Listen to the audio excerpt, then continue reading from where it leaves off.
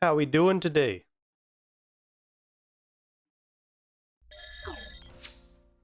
We are live for the Vancouver Canucks versus the Pittsburgh Penguins on the tail end of this road trip for the Canucks.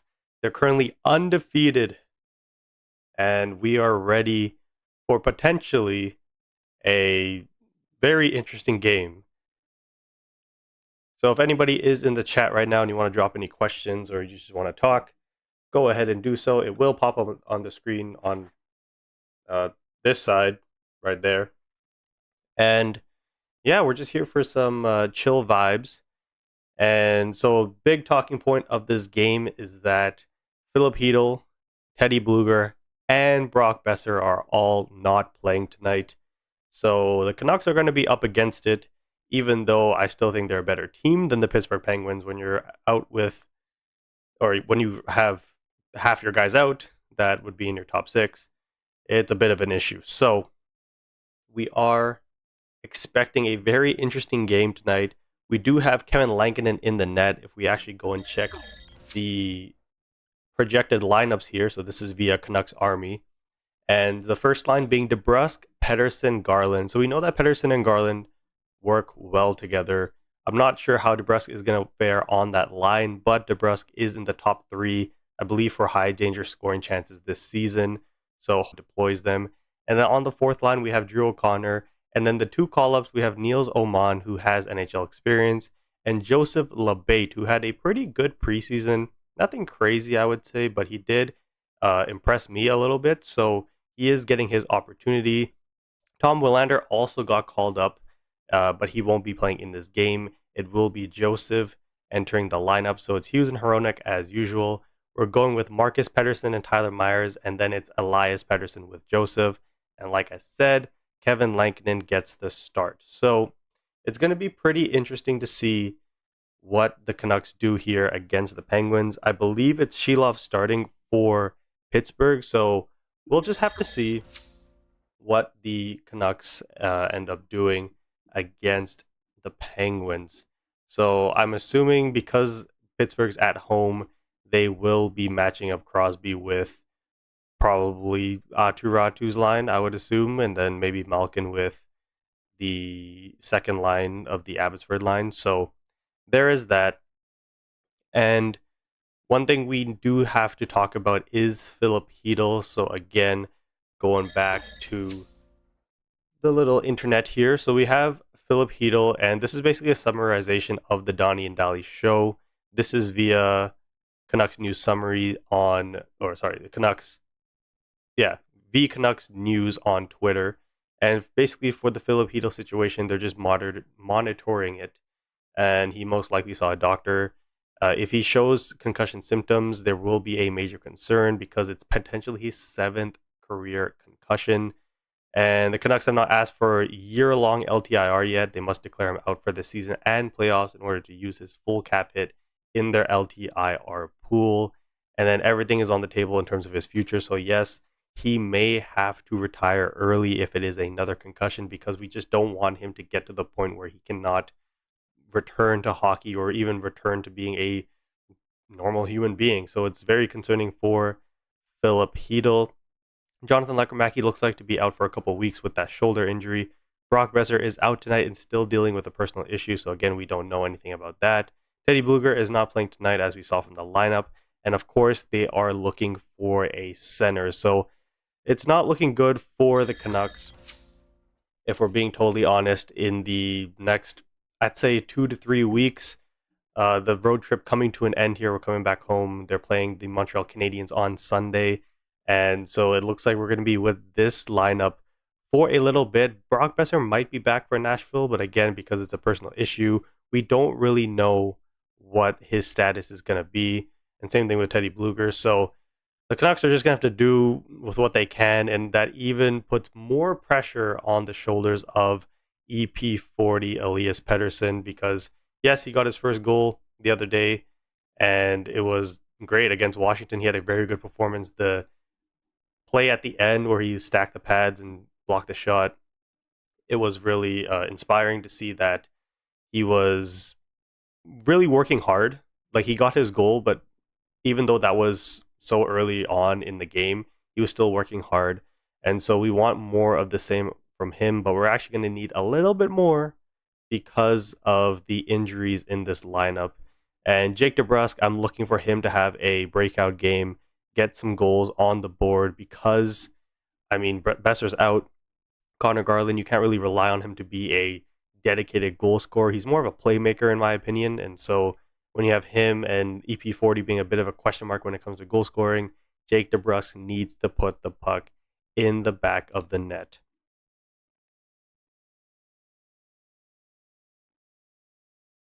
And so if this is your first time in the stream, make sure to leave a like and subscribe for more. This will not be the last stream. I am trying to get a consistent schedule down, but I have 2 channels right now, and my other channel is kind of popping off a little bit more than this one, so I'm trying my best to balance between the two. And I know the Canucks, majority of the time, they play Thursday through Saturday, and unfortunately, I work those days, so any game, realistically, Monday through Wednesday, I will be live for. And so, yeah, we're just here for some chill vibes and hoping for a Canucks win.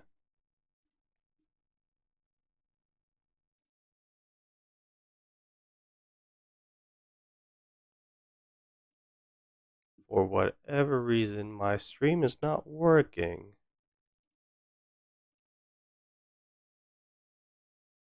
There you go. We are live. This is way too loud in my ear, though.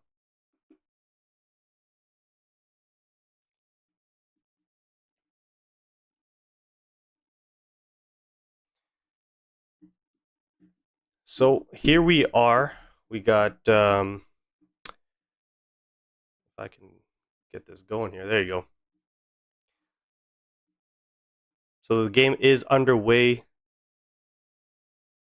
Looks relatively, I wouldn't say packed. Oh, here's Connor Garland. Slapshot scores! Okay. Wow, I was just getting myself situated with the game. And it is Artur Silovs in the net, and Connor Garland with that slap shot off the rush makes it 1-0 Vancouver. Let's go. That's how you start the game. I was just saying, Connor Garland, you can't rely on him for goal scoring. Never mind, I was wrong. Look at this slap shot. Far side into the back of the net. Low blocker beats Silovs clean. 1-0 already. That is unbelievable. 18:42 gone. And it looks like Adam Foote will be deploying this Abbotsford line as the second line. They are going up against the Evgeny Malkin line. Here's Archie Baines. Draw pass. Linus Karlsson shot. Missed the net. So it's Marcus Pettersson out there with Joseph. Baines. Another shot by Karlsson. Misses the net.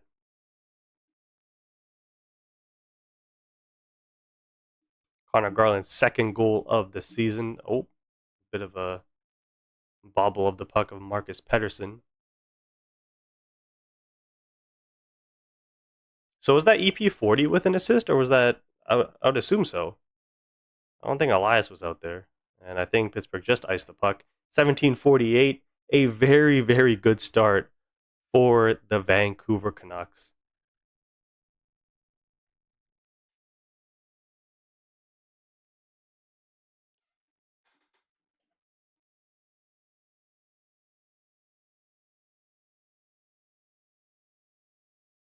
So again, I'm very interested to see. So we have Pettersson off the icing. So it's the top line against, I don't know, I think this is their fourth line. Number 81. Oh, here's Hughes cutting inside into the middle. Jake DeBrusk can't get his stick on it. And Hughes gets back.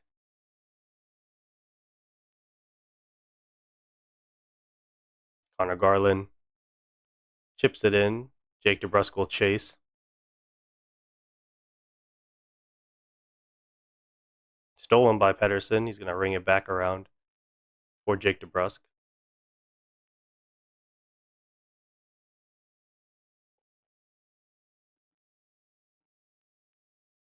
Hughes with the puck. Philip Hronek. Oh, tries to slide through Drew O'Connor against his former team. He can't connect with the puck. Hughes again. Still out there. He needs a change. Sidney Crosby out there now. Now it looks like it's going to be Crosby against the fourth line of Vancouver. Myers, can he get the puck out? Crosby on him. And he does get it out. Erik Karlsson turns the puck over to Drew O'Connor. 1v4. Just puts a little soft one on Seelovs. Elias Pettersson's shot. Looks like Sherwood got a piece of that. And Seelovs with the save. Here's Erik Karlsson. Checked from behind from Sherwood. But Karlsson does well to recover. And they're going to call offside on the Canucks. So a very good start. 4 minutes in. Shots 4-0 for the Canucks. And that's back-to-back games where the Canucks score on the first shift of the game, I should say. It was Pettersson who got the goal last time against Washington. Connor Garland gets the goal this time against the Pittsburgh Penguins. And another point for Elias Pettersson, which is what we like to see.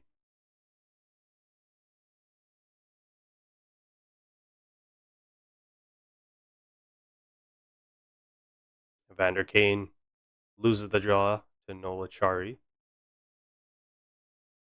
So it looks like there will be matching third lines here. Nola Chari down low.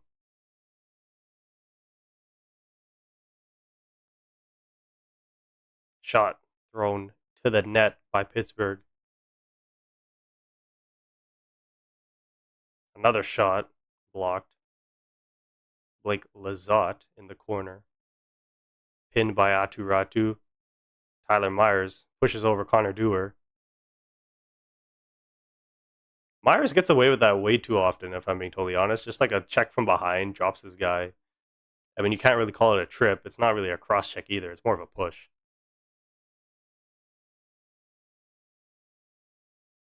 Puck still in the Canucks' end here. Pittsburgh's first real sustained offense. Still no official shot.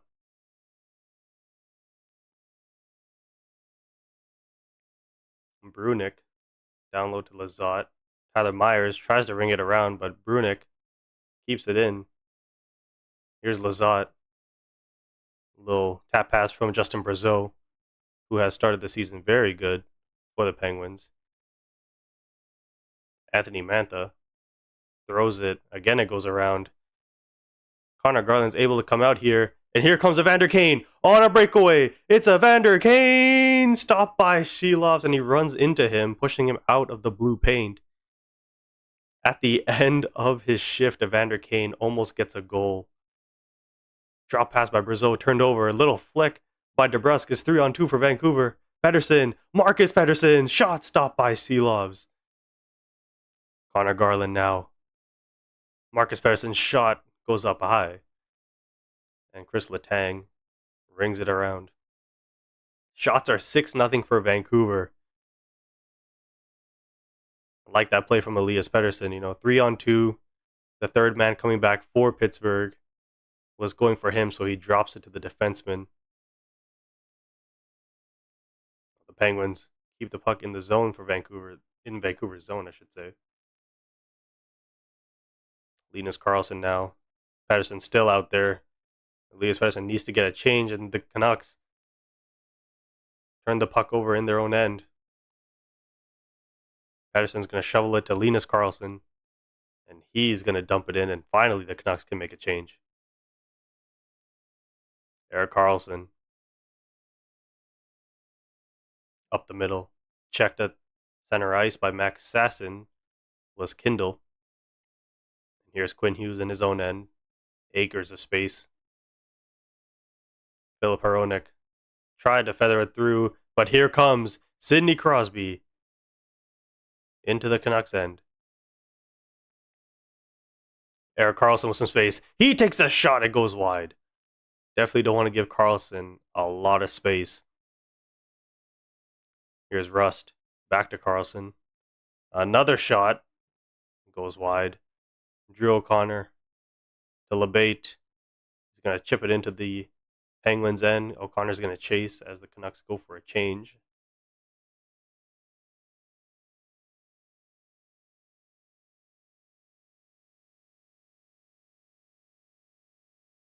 Yeah, Joseph LeBate wearing number 14, the first person to wear number 14 since Alex Burrows, who wore that number proud. Let's just say that. Here's Lazat, Nola Chari, Lazat down low. Tyler Myers doing well. Keep his stick in between him, Lazat, and the puck. Connor Dewar with that shot in front for Nola Chari. It just fell to him, but it bobbled over his stick, and it is going to be a delayed penalty on the Canucks. I believe it's going to be a hook on Myers, potentially. Evander Kane? For what? Okay. Well, we're going into a commercial break. Evander Kane's breakaway stopped. 11:37 remaining in the first period. A very, very good start for the Canucks. Pittsburgh fighting back. I still don't think they have an official shot on target, but they will be going to the power play. So we will be seeing Carlson, Malkin, Crosby with a ton of space to operate. So a bit of a challenge for the Canucks penalty kill, which has been pretty good to start the season.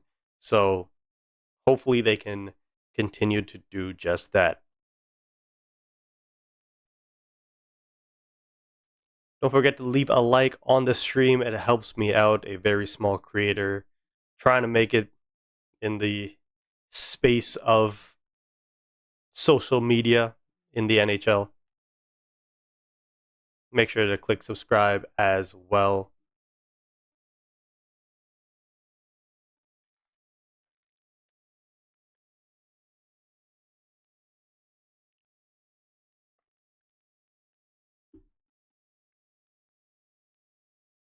Should we talk about the Tom Wilson hit on Filipino? Like, was it a penalty?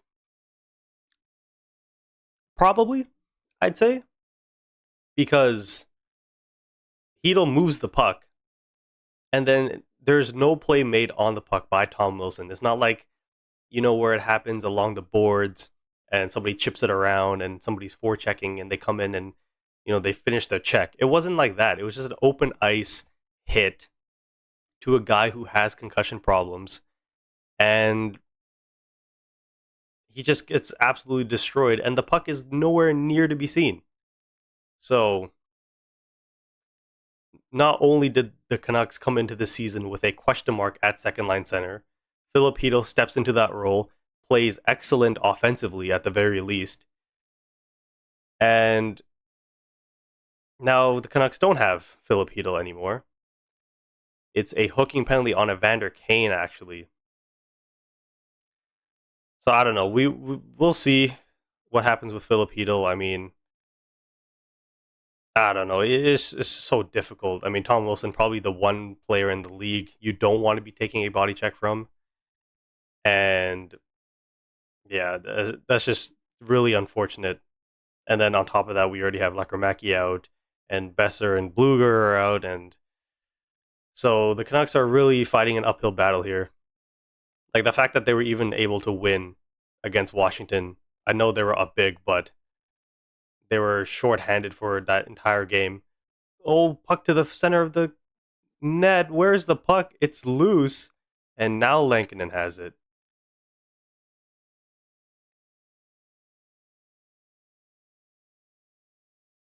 I believe it was Crosby. No, it was Raquel. Just puts it in front, looking for some sort of deflection either off of Marcus Pettersson or a tap in from Malkin, but it goes off of Malkin's skate right onto the pad of Lankinen.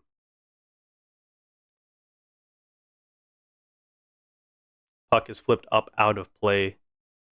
Minute 42 left in this Pittsburgh power play.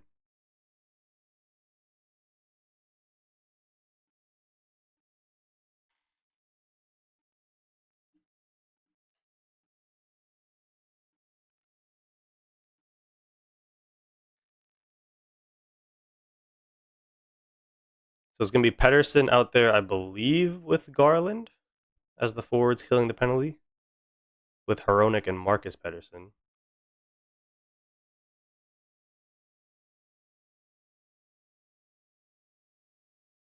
I wonder what they're talking about here. Is it like time that's inaccurate, or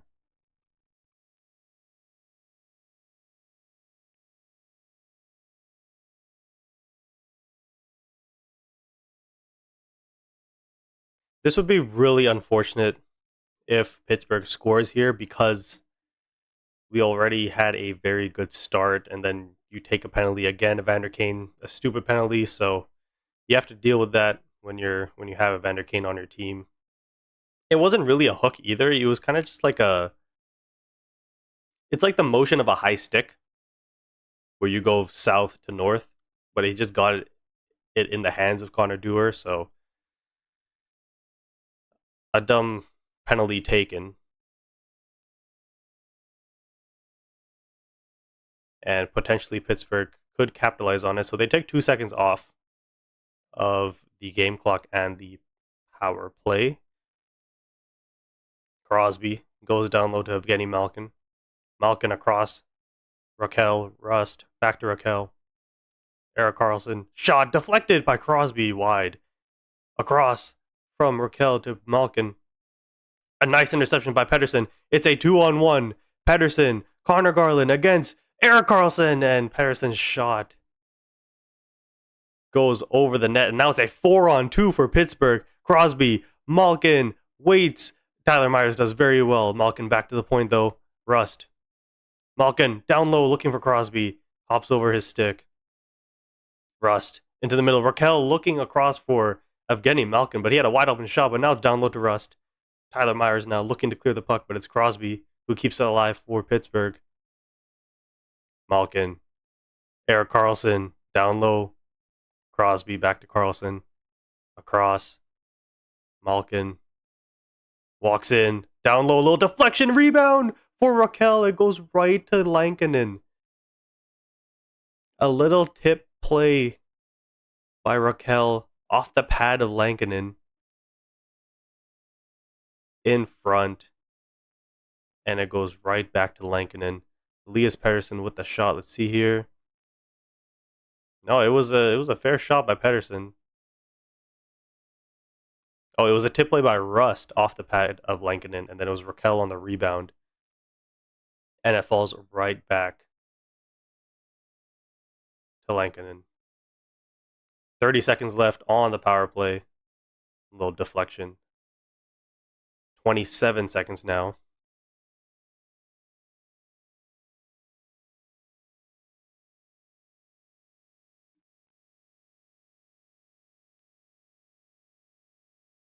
So we got Atu Ratu with Kiefer Sherwood on the penalty kill here. Elias Pettersson. And I would have to assume it's Joseph. Canucks win the draw, but a very good play by Brazeau in front. Shot wide by Tommy Novak. A beautiful play. Another down low. It was a low or a high-low play, I guess you can say, or a low-high. I don't know. Brazeau creating so many opportunities for Pittsburgh, and the puck is going to go out of the Canucks end, and that is going to be it for the Pittsburgh power play. It's a steal by Drew O'Connor, 2-on-2 with Kiefer Sherwood, who takes a shot and he fans on it. Pittsburgh almost getting a goal from their second power play unit. Justin Brazeau all over the Canucks to end that power play. 9:20 left in the first period.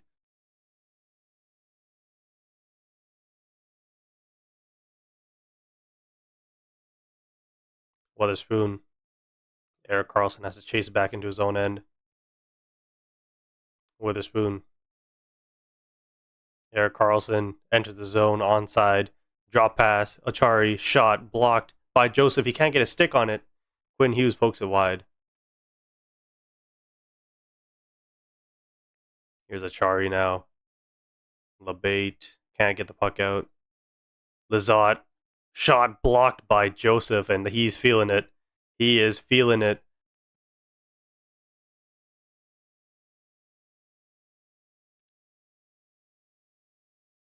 Connor Dewar with the shot. Stopped by Lankinen. The Canucks with 4.5 players out there. Another shot from the point scored. I believe it was Witherspoon clean into the top corner. Dewar is skating first, so maybe a tip play up and into the top corner.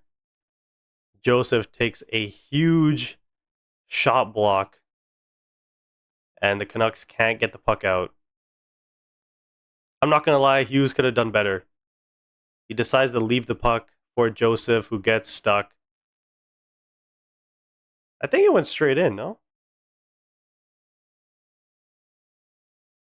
It was a very good shot by Witherspoon. Yeah, it might have been Dewar, but I think they are going to credit it to Dewar, but it looked like it went straight in. So, sustained zone pressure by the Pittsburgh Penguins. They draw a penalty. They go to the power play. They create some chances. They can't score on Lankinen. And then as the power play expires, they continue that offensive zone pressure, and they finally get the goal that they deserved. The Canucks on their heels a little bit now after that good opening 5 minutes. Crosby down low. In front shot! Stopped by Lankinen. I believe that was Rickard Rakell. Here's Crosby now again. Rust makes a move around Hronek's shot, stopped by Lankinen, who had to extend beyond the screen in front of him. And Max Sassen's going to shoot it in. Quinn Hughes is going to go chase. Hughes going to get the puck here. No, he's not. Gets ringed around for Justin Brazeau. And the puck bobbles over Hughes' stick. Here's Anthony Mantha. Evgeny Malkin can't get the puck. And here comes Evander Kane. 2-on-2 with Sherwood. Sherwood dropped for Kane. Gets around Letang. Goes around the net. He gets taken down. That's got to be a penalty. It is a tripping penalty. Philip Hronek shot wide. And it's going to go back down to the Canucks' end. Lankinen is gone to the bench. And Malkin touches. 6:46 remaining in the first period. Now the Canucks are going to go to the power play. So Kane takes a penalty on Connor Dewar, and then he draws one on Chris Letang. So the Canucks, who have looked very good on the power play as of late, is going to get an opportunity to retake the lead. Make sure to leave a like on the stream. Subscribe for some more. And yeah, I mean, a pretty entertaining game so far. Again, the Canucks need to continue to win.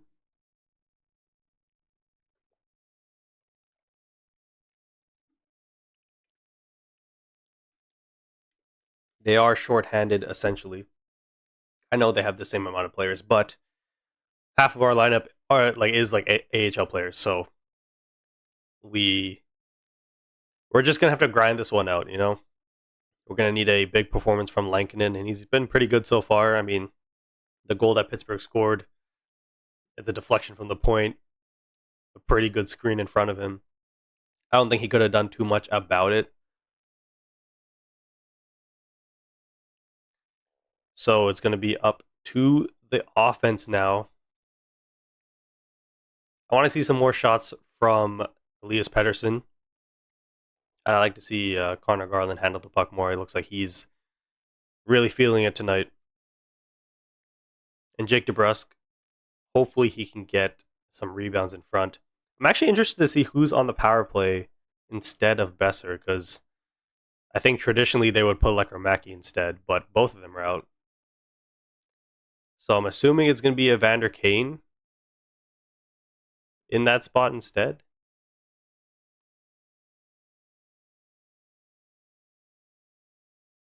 It was a good shot block by Joseph. Closed down the angle, but just couldn't get out.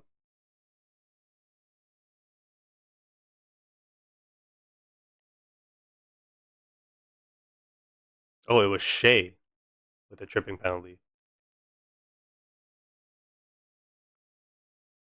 Oh, right. It's Kiefer Sherwood on the power play. I forgot. Yeah, he was on the power play against Washington and actually scored.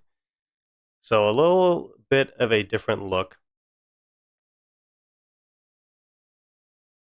Here's Quinn Hughes, drop feed, Connor Garland across. Sherwood's going to chip it in, and it's going to be sent back down the ice. Something the Canucks always struggle with is zone entries on the power play. So I wouldn't be opposed to one guy making a beeline for the net and somebody else just putting the puck on, trying to get a face-off. Here's Connor Garland. Sherwood's going to shoot it down low for Connor Garland.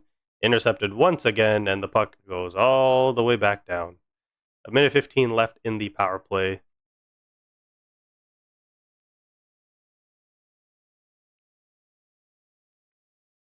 Here's Connor Garland. Pettersson, back to Garland, back to Pettersson, and the Canucks are in. Quinn Hughes. A minute left in the power play. Connor Garland. Back to Hughes. Back to Garland. With the shot straight at Silovs with no screen. He holds on. 50 seconds remaining on this Canucks power play. Yeah, with Garland on that side, it didn't really look like he had any pass. The only thing that was maybe on there was a little high-low play with DeBrusk and Sherwood, but I'm not against taking a shot there. Get a face-off going. It's going to be Nola Chari against Evander Kane on the face-off, and Kane gets waved out. Okay, so we're going with the second unit, plus Quinn Hughes and Hronek. Well, I guess Hronek is part of the second unit. Shot by Kane, stopped by Silovs.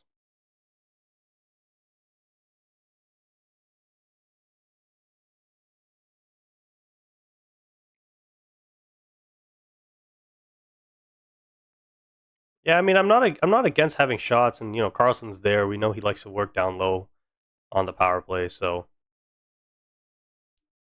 not against that. Oh, a quick shot from Linus Karlsson. It just fell to him. Archie Baines can't hold onto the puck, and Chris Letang is just gonna flip the puck on Kevin Lankinen, who gloves it down for Linus Karlsson. Here's Quinn Hughes, who's been out for the entire power play. A quick little move, breaking the angles of the Penguins defender. Baines down low. Linus Karlsson tries to jam it in from the goal line. And Shilovs holds on. There's 12 seconds remaining on the power play. I'm assuming we're going to get the Kane, Ratu, Sherwood line out here to end the power play. Yeah, I mean, he had space. Going up against his former goaltender, maybe thinking that there's a 5-hole opportunity there. So it is going to be actually the top line out there with Hughes and Hronek. So Hughes being out there for the entire power play. Still Hughes with the shot, stopped by Shilov's rebound. And it gets cleared to the side. Hughes to Garland, across, Pettersson, shot, deflected by the skate of Witherspoon, I believe it was. And Shilovs holds on, and we are going to commercial break. 4:40 remaining in the first period. I completely forgot to give Pittsburgh a goal. Apologies for that. So it is 1-1. A decent power play once they entered the zone. After the first minute of trying to enter the zone, they get some chances. I liked Linus Karlsson being aggressive from the goal line, just taking the space that the defense is giving you. If they're not going to respect you, show them why they need to respect you, right? So, pretty decent. No like grade A chances, though, which is a little bit unfortunate, but it is what it is. So, like always, make sure to leave a like on the stream, subscribe for some more. We will be live potentially next Tuesday for the game against the Rangers, the Miller versus Pettersson Bowl, I guess you could say. I won't be available for the game against Montreal next Sunday, as I have a soccer game at the same time, so I will be most likely live for the game against the Rangers. So that's going to be a very, very entertaining game to see JT Miller against his former team. I want to see if he gets matched up with Elias Pettersson. Both of them having a bit of a struggle start to the season. I mean, Miller obviously had a better start, but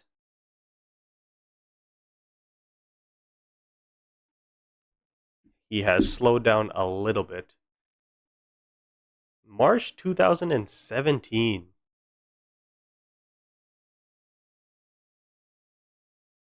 Joseph Labate. Last played for the Canucks in 2017.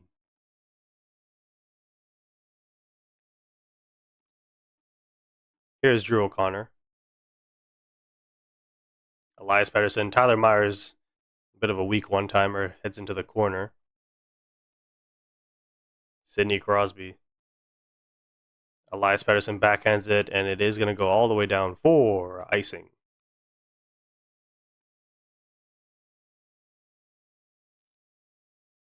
So even though the Penguins have had a lot of zone time, I like that the Canucks are kind of limiting the shots on Lankinen. Here's a shot by the Penguins. Sails wide. Letang goes back to Raquel. Across to Carlson. Deflected behind the net. It's Rust. They got Letang and Carlson out there. Letang tries to go down low to Raquel. Intercepted by Niels Oman, who is going to chip it in. Drew O'Connor and the rest of the Canucks are going to head off for a change. Knocked down with the high stick by Evander Kane. And what is going on here? That was just a terrible play by Letang, because now it's going to be an offensive zone face-off. Like, Evander Kane high sticked it in the neutral zone, it would have gone in the neutral zone. But Letang decides not to play the puck, and now it floats into the Penguins' end, and now it's going to be an offensive zone draw for the Canucks. So it's going to be Evgeny Malkin against Aatu Ratu. Hughes and Hronek at the point. The Canucks win the draw. Quinn Hughes, Philip Hronek fakes the shot. Down low. Evander Kane in front. Goes off of Ratu into the corner. Now Hughes backhands it down low, intercepted by Evgeny Malkin. And it's going to be chipped away by Anthony Mantha. Quinn Hughes up the ice to Evander Kane, who makes a little spin move and then tries to chip it in, but it's intercepted by Malkin, who makes a move at the blue line, keeps it in. Anthony Mantha rings it around for Justin Brazeau. This is a big second line for Pittsburgh. You have Brazeau, Malkin, and Anthony Mantha. I think their average height is like 6'3". Bit of a weak icing call, but it is what it is.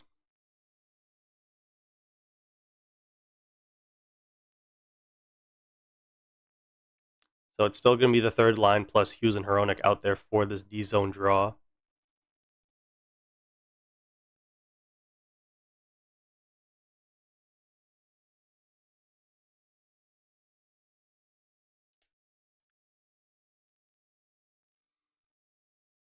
Kindle against Ratu on the draw. Ratu wins it back. Hughes is going to lift it high to center ice. And the Canucks are taking it too many men.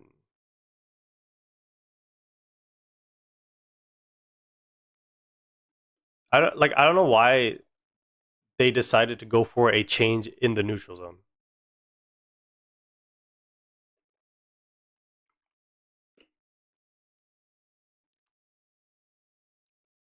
Like, Hughes lifts it up, and then Ratu can't get off. Like, Sherwood came on too soon. Oh, sorry, no, Sasson came on too soon.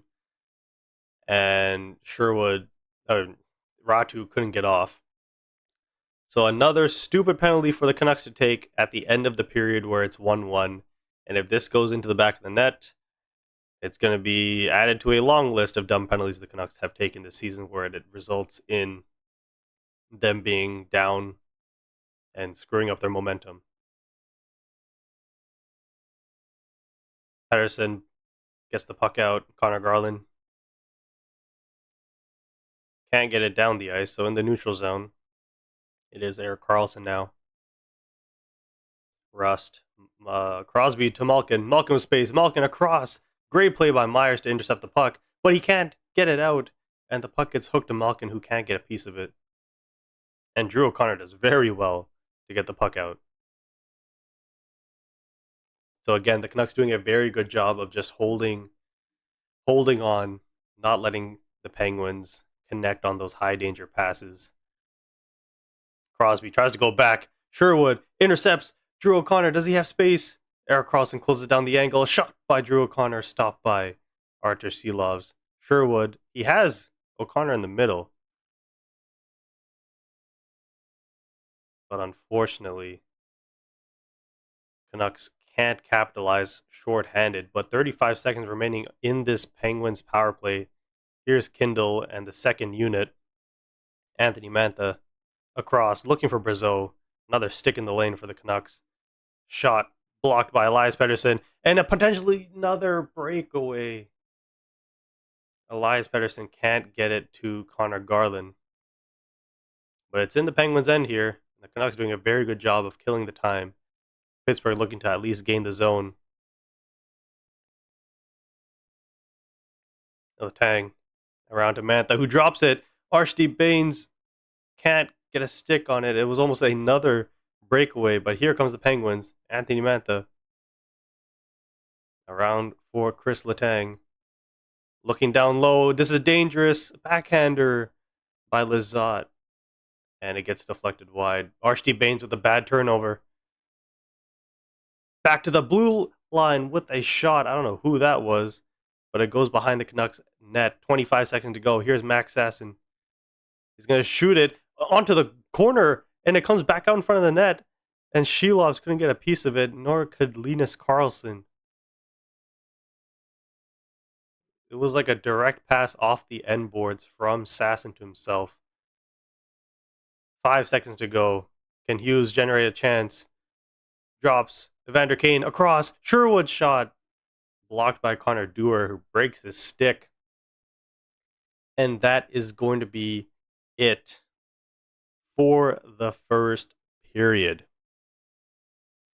So the Canucks almost took another penalty that resulted in them going down heading into the second period. But they were able to kill it off and actually create some pretty good chances of their own. And that's how it's going to stay. It's going to be 1-1 heading into the second period.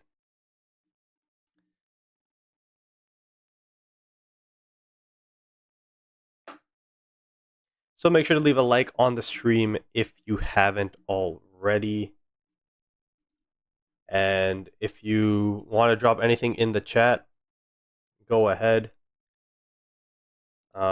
Because we're in the second period, so we can just chat about really anything. You guys, if you want to ask me any sort of questions or you just want to talk about the game, what are your thoughts so far on this Abbotsford Canucks lineup that the Canucks have going on here? Feel free to do so.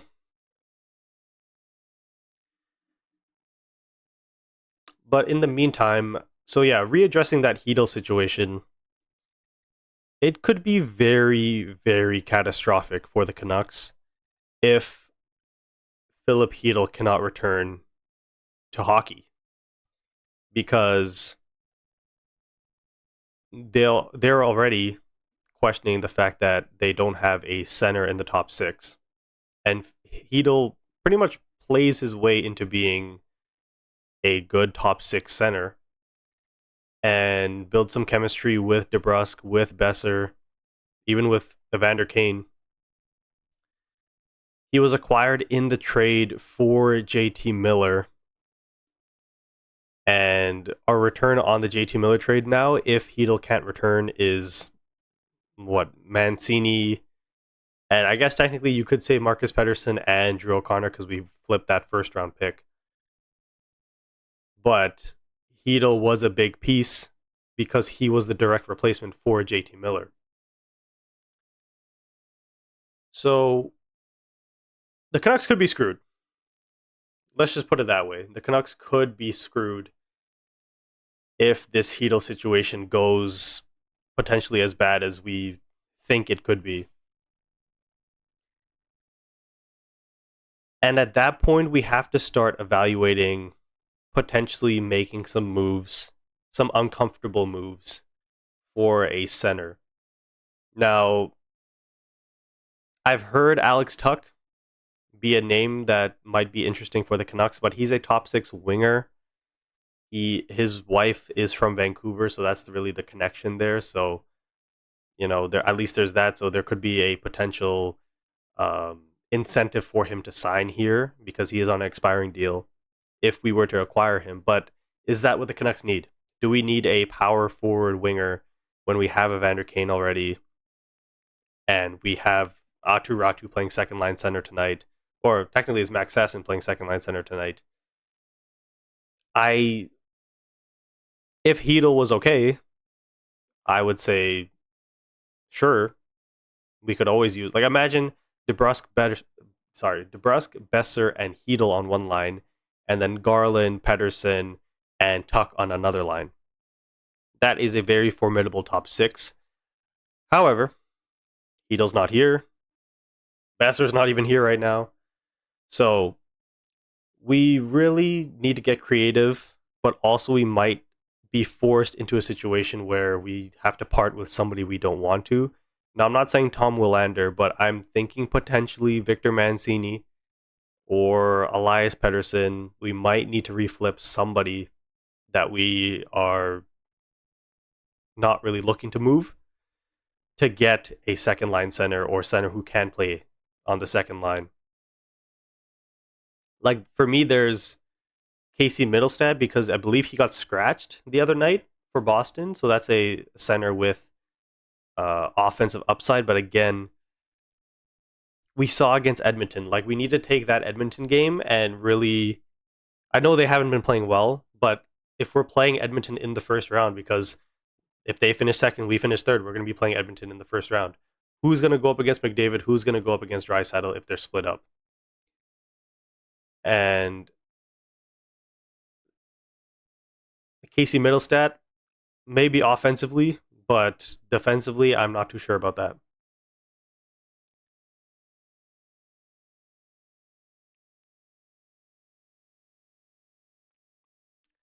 So it's going to be very interesting. It's only game 7 of the regular season. Trade deadline's not till March. But we do know this front office likes to be aggressive with their moves and with their assets. So hopefully there's some sort of resolution, because if we continue to stay with this lineup, I mean, realistically tonight against Pittsburgh, if they don't win, that's going to give me worry against Nashville, who has, a lot of guys at center who can match up well against us. Against Montreal on Sunday, that's going to be a bit of a worry. And then against Rain, like, you know what I mean? Like, so there can be a lot of bad results, even though we just had, like, what's the winning streak now? It's a 3-game winning streak. We beat Dallas, we beat Chicago, and we beat Washington. So it's a 3-game win streak. And if we don't win tonight against Pittsburgh, or if we don't win against Nashville, if we don't win against Montreal, all that goes away, right? So we definitely need some sort of stability. I mean, if the Abbotsford guys can step up and hold their spots down, like, that would be great, but it's kind of unrealistic to expect that from 4 AHL players, right? I mean, Archie Baines is always a hot topic in terms of his turnovers and his consistency. Max Sasson has been good so far, right? 2 goals. Linus Karlsson creating chances, so they definitely have some chemistry, but I don't like them as the second line. Ideally, they're our fourth line. Third line in a pinch, right? So, I don't know. I'm a little bit worried about the near future for the Canucks, more so than the long-term future, because, like, for example, if we don't get a center or don't have consistent players in the lineup up until maybe December or the new year before the Olympic break, we could have a bad record, a very bad record. And at that point, you're chasing the entire season to get points. And we definitely don't want that because our team is, like, let's face it, our team is not of the caliber of, the top Stanley Cup contenders, right? So we can't afford to be in a hole like that. And with all these injuries and with all these absences, we could definitely be in a big hole very soon. So a little bit worried, but I don't know, we'll see. Quinn Hughes still yet to really be, you know, the best defenseman in the league, all world kind of caliber. We've seen it so far with our goalies, Kevin Lankton and Thatcher Demko being very, very good for us. But we still need more from our top guys to really do anything.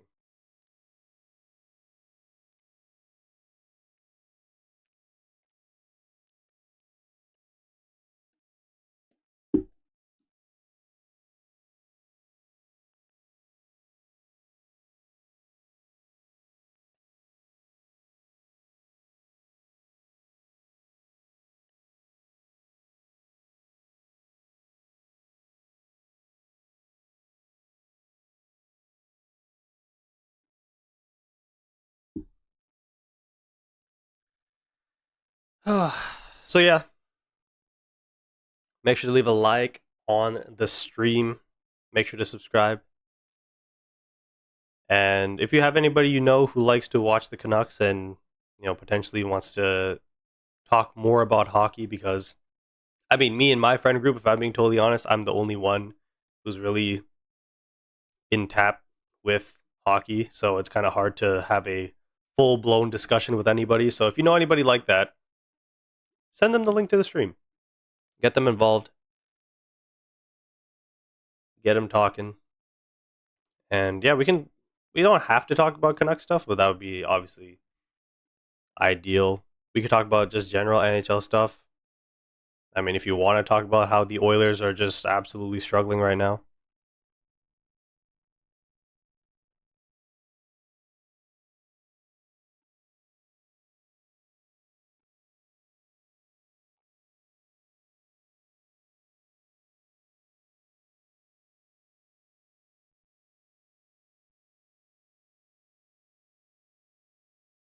So I'm hoping that the Canucks can get off to a good start again in the second period, because I mean, we saw pretty much after the first 5 minutes of this game, the Pittsburgh Penguins were really in control for the most part of it. Like, the puck was pretty much exclusively in the Canucks' end, and then you take into consideration the two penalties as well. So ideally, in the second period, I would like to see a little bit less dump and chase. Have our guys carry the puck into the offensive zone, because I mean, it's just not sustainable, and that's a big concern within the Canucks fan base. Is people believe in Pedersen, people believe in this forward group, but when you have Rick Tocchet, who instills a chip and chase kind of mentality into this team, and then his assistant coach takes the head coach job, and then on top of that, the style of play really hasn't changed. Oh, we got my brother in the chat. Yeah, he scored, but like, then what happened after that? It was a good 5 minutes, but then they end up getting absolutely hemmed into their own end.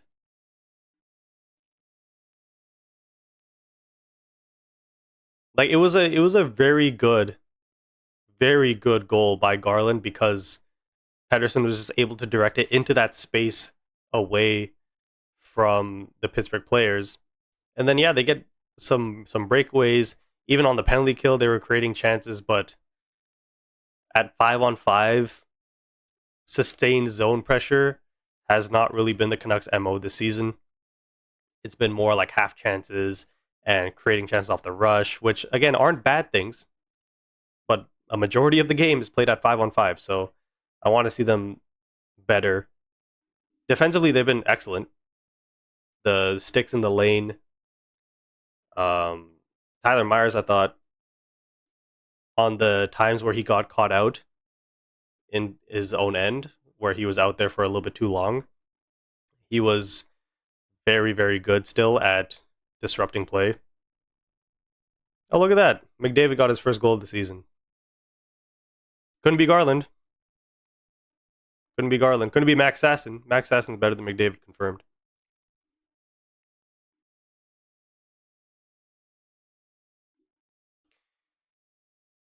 Yeah, I mean,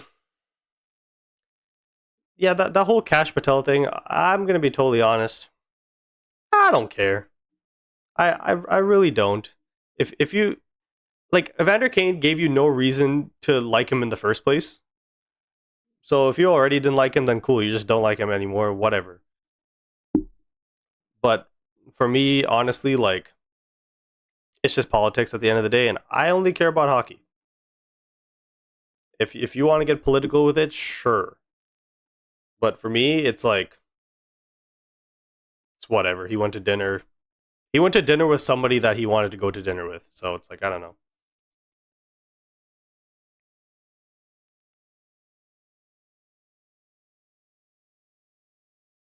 Oh, Michael Misa gets his first point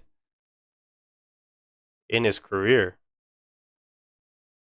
off of an Adam Gaudette Canucks draft pick goal.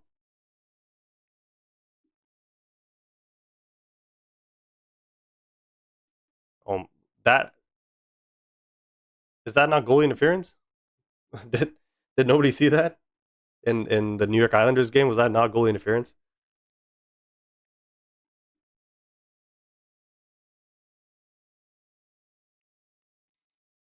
So it looks like we should be getting the start of the second period shortly.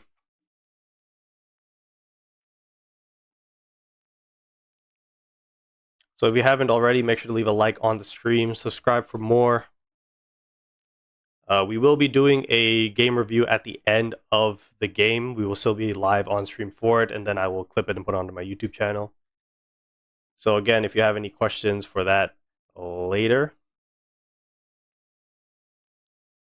Do you think Jansen should be a part of the team? Yannick Hansen?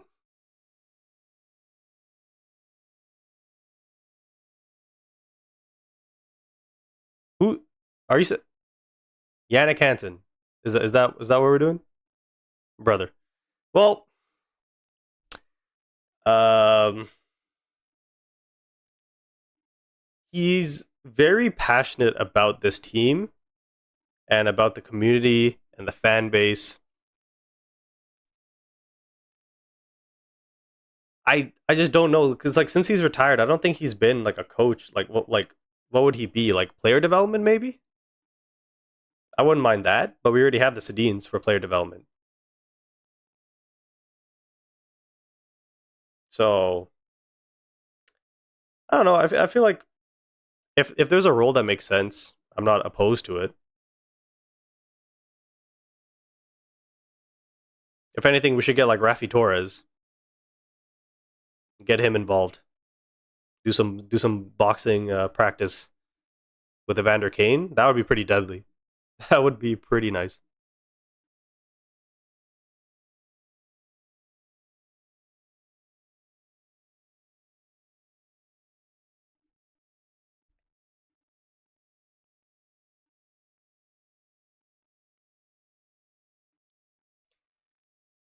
Oh man,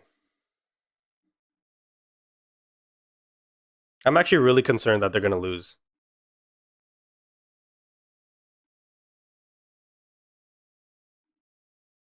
Yeah, that's the thing though. Like he understands.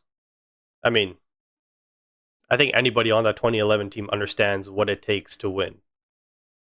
They were one game away. They could have done it in six. They could have done it in seven. And from what I've heard as well is that yeah, He just understands what it takes to win in this market. Now, I will say, the way hockey is played now versus back then is very different. Even though that was 14 years ago, it's actually a lot different now. Because if you go back and watch the playoffs, for example, for any team between probably 2007 to 2014, it's like back then it was very much get in front of the net, shots from the point, rebounds, power plays. That's how you won in the playoffs. And obviously goaltending. But now it's it's a little bit more of like overloading the defense, having a defenseman leave the point, whereas back in the day it was three high or three forwards in the other end and then two guys on the blue line. Whereas nowadays, I mean, you watch Florida, how many goals did they get from defensemen last year? But it's not like they were all blasts from the point. It's more like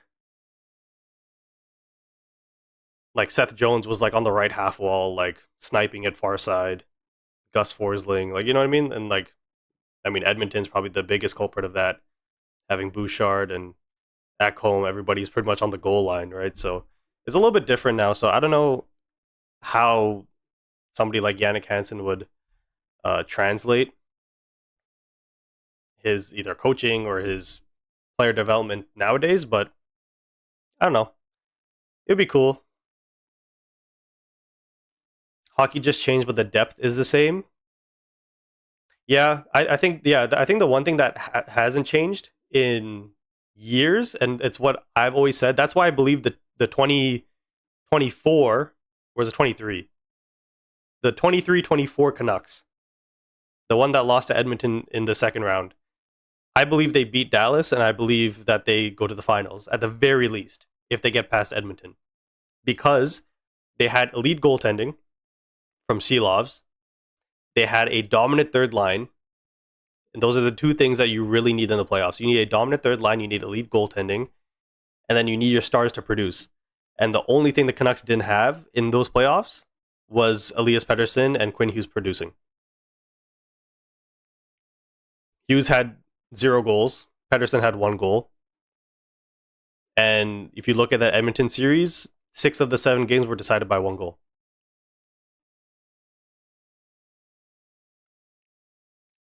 And then you look at the Florida Panthers last year, elite third line with Marchand, Luosterainen, and Lundell, I believe it was.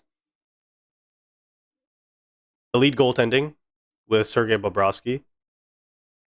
And then like the forwards, obviously everybody was producing. But we are underway. Forgot to mention that. 18 minutes now remaining in the second period. And Besser was out too, exactly. So there was a lot of there was a lot of things going for that Canucks team, but injuries is always going to happen. And yeah, it was a little unfortunate. And then obviously we know what happened last year, so a lot of rebuilding for the Canucks to do. That is that not a penalty? Okay, Erik Karlsson down low. I think that was Connor Dewar, and it was stopped by Kevin Lankinen.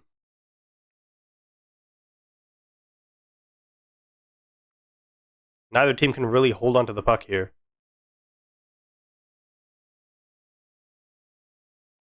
Archie Bain steals in the neutral zone.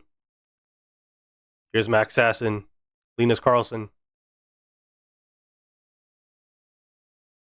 Linus Karlsson rings it around, looking for Elias Pettersson, who rings it back around. Elias Pettersson with the interception in front. Stopped. Well, actually, it was blocked. Nils Åman's shot was blocked by Linus Karlsson.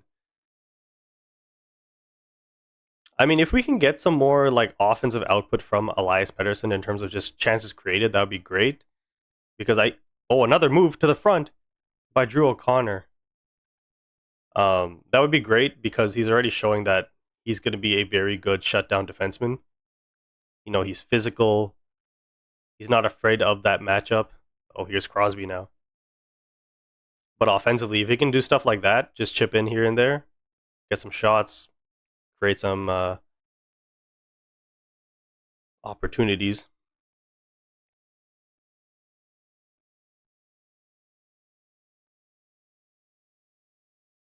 Tyler Myers and Elias Pettersson has been out there for probably like a minute and a half now, 2 minutes.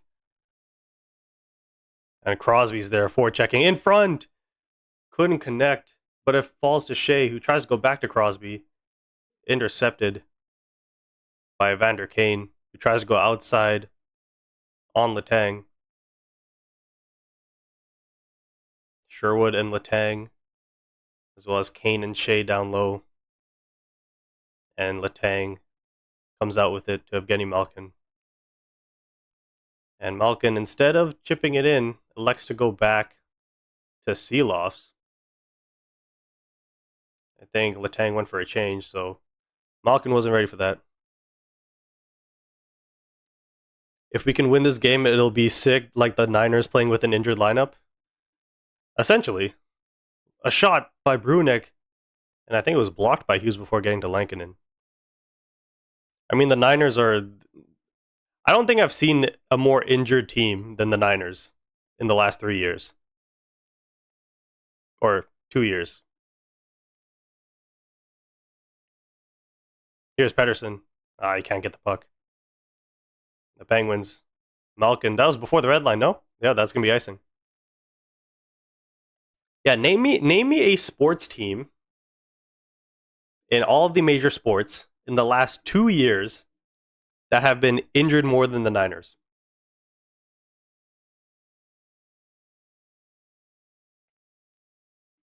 Like, it seems like every week somebody's going down for them. So I don't know if it's their medical staff, or I don't know if it's their play calling that's putting guys in bad situations. It could just be bad luck, but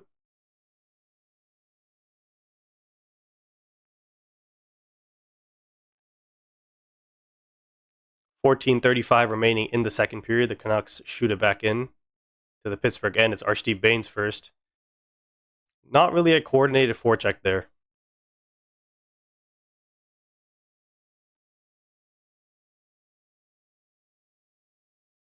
Yeah, Fred Warner like destroyed his ankle.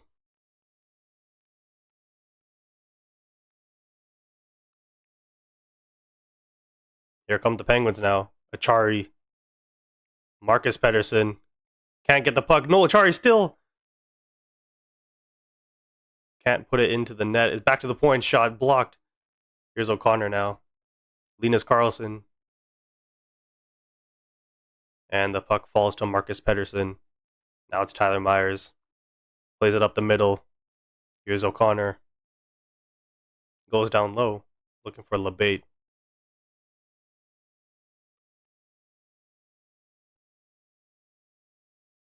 Here's Elias Pettersson now. Back to Tyler Myers.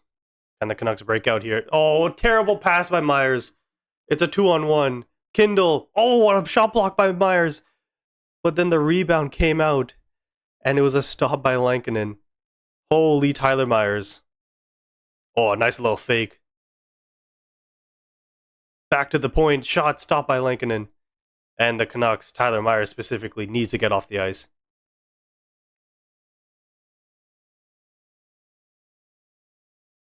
Brunik was checked. Here's Atu Ratu. Tries to go out wide. It's Kiefer Sherwood. 1v1 with Caleb Jones. Now Kindle receives. And the puck is going to get sent down all the way into the Canucks end for icing.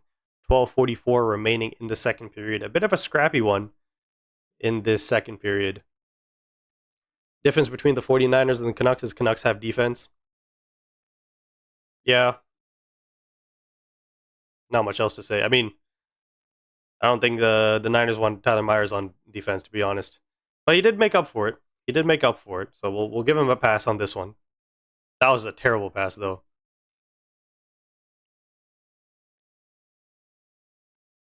Philip Hronek is going to play this puck into the neutral zone. Elias Pettersson couldn't hold on. Here's Brian Rust now. Makes a move to the net. Stopped by Lankinen. It's at the post. And Kevin Lankinen stops the rebound as well.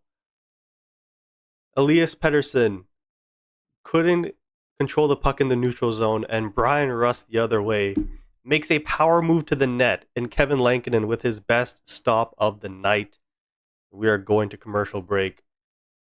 1-1 remains the score.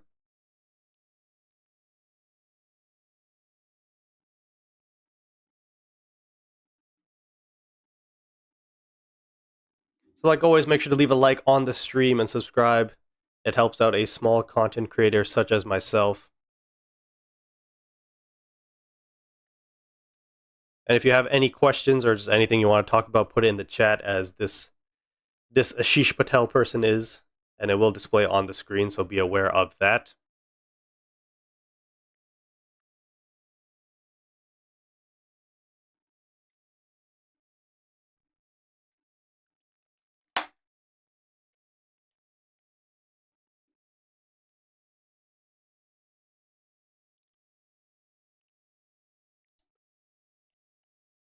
I think in Surrey, not counting my second channel, I'm probably like top 200 maybe? Maybe? I don't know. I'm not really that in-tapped with Vancouver content creators. But if we take into account my second channel, I'm not doing too bad.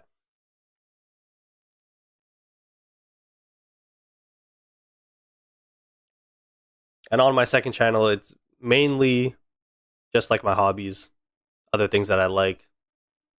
Things like, anime and soccer and FIFA and stuff like that. So that's what's on my second channel, but I do want to eventually I want to make a video on the Whitecaps specifically before the playoffs start next Sunday.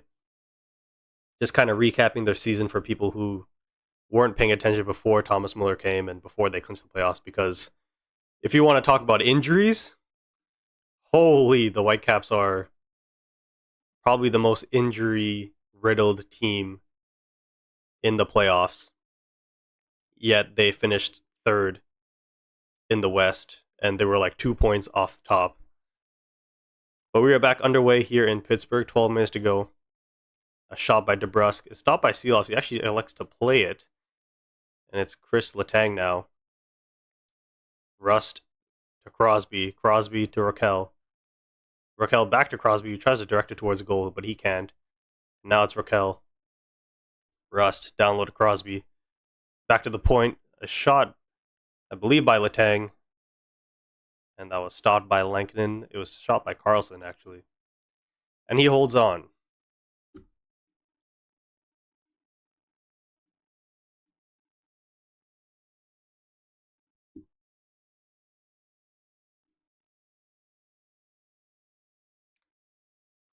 So honestly, the second period's been more of the same. The Penguins having more of the puck. The Canucks can't really cleanly enter the Penguins' end as Ratu chips it in.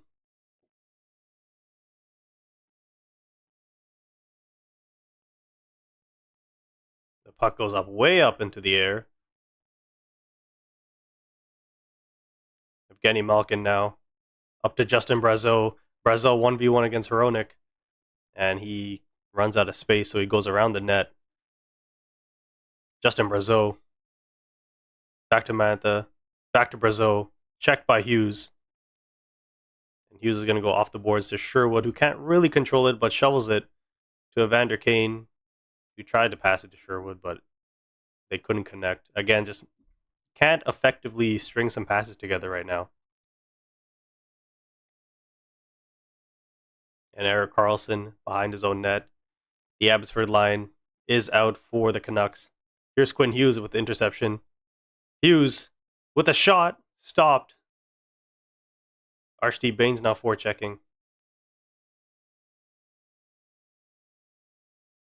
And the puck goes out.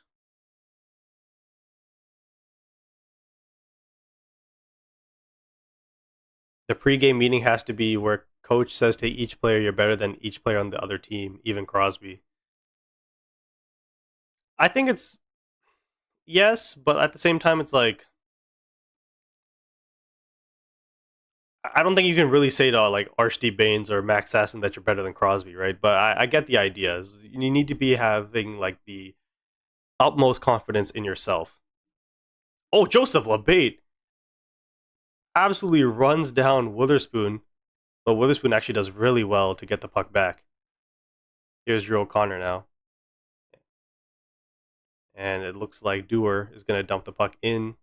Here's Joseph for the Canucks. Niels Oman across to Marcus Pettersson. An interception. And a shot. Gets deflected wide. And it goes out of play, it looks like. 9:16 remaining in the second period. A very, very scrappy game between these two teams. So yeah, I don't think you can tell like Archie Baines or like Max Sasson or Linus Karlsson that they're better than Crosby, but you have to tell them that at the very least, do your job, do your role, limit the turnovers, play simple, and they'll be effective because that's what they have done since they've been reunited in the NHL. But I'm looking at that Kane, Ratu, Sherwood line, and they need to do a little bit more. They need to be a little bit more in the face of Pittsburgh because right now we're just letting them do whatever they want. They're handling the puck, they're entering the zone. I mean, Anthony Mantha and Justin Brazeau should not be able to do 1-2s like this is soccer. You know what I mean? Like they should be. I mean, I know they're also big physical players, but you got to match that. And I'm looking at Sherwood and Kane to do that, and they just haven't been. Our first line tonight has been virtually quiet after the Garland goal plus the first couple minutes of pressure.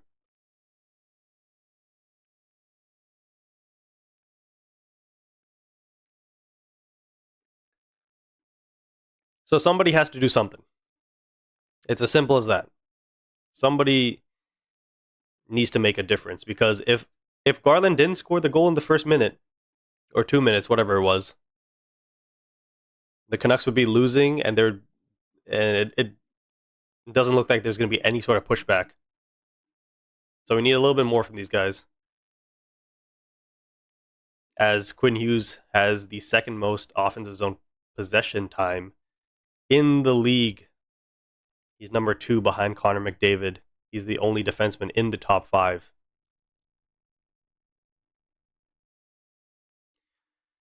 So speaking of the top line for the Canucks, Elias Pettersson back on the ice. The top line hasn't been out there for a while, I've noticed. Or am I bugging? As Pettersson technically wins the draw, I believe, against Crosby, but the Canucks can't get the puck. Tyler Myers and Elias Pettersson out there. Ricard Raquel fighting with Myers for the puck. Here's Rust down low. Sidney Crosby tries to feather in front for Rust, who directs it towards the net. Lankinen holds on. Raquel with a little tap on the glove of Lankinen, but doesn't warrant any physicality.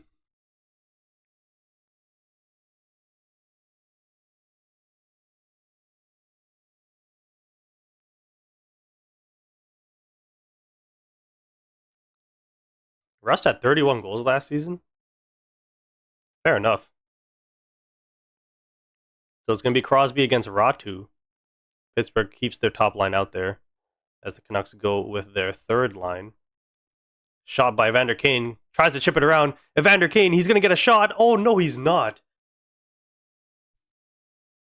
Brunick gets the puck off Kane's stick. He had a wide open shot and also a pass to Sherwood. That was crazy. What a play by Brunick. Caleb Jones pass intercepted. Here's Quinn Hughes. Evander Kane with space. He plays it in front for Sherwood, who can't deflect it in. Shilov's there to intercept. And here comes Ratu. It's another 2-on-1. Linus Karlsson. No, it's Ratu still. And his shot is deflected by Witherspoon up over the net. Honestly, I thought the Canucks were done, especially after 3 games with Pettersson, but they've been killing it. Yeah, I don't know. Like, I think the most eye opening one was probably the Dallas game because it was off the back of the Edmonton St. Louis game, and then that second period they just went crazy. The Chicago game was a bit of a grind. They were definitely deserving of all 2 points, especially if you look at the overtime period, and then the shootout as well. I believe DeBrusque hit the post, and then the game against Washington. I thought they were going to get killed in that game. Now it only ends up being a 1 goal win. I believe it was 4-3, but it was all Vancouver for most of that game until two of their guys had to leave and they were shorthanded for essentially the entire game. So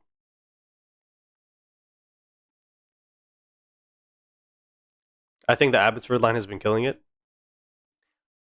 I think, yeah, I mean, you can't expect them to be 40, 50 point guys. Here's Joseph with a shot deflected by Carlson onto the net. Shilovs with a save. You can't expect them to be a 50 point line, but I think in a Stanley Cup winning team, or at least a contending team, if they're your fourth line, I think that's a I think that's their role, and they can play that role very well. But I think the more that we see them in the top six, and the more that we see them in these high danger matchups, I guess you could say, they're gonna get exposed. And I know this fan base is gonna go kind of crazy, but I don't know. We'll see.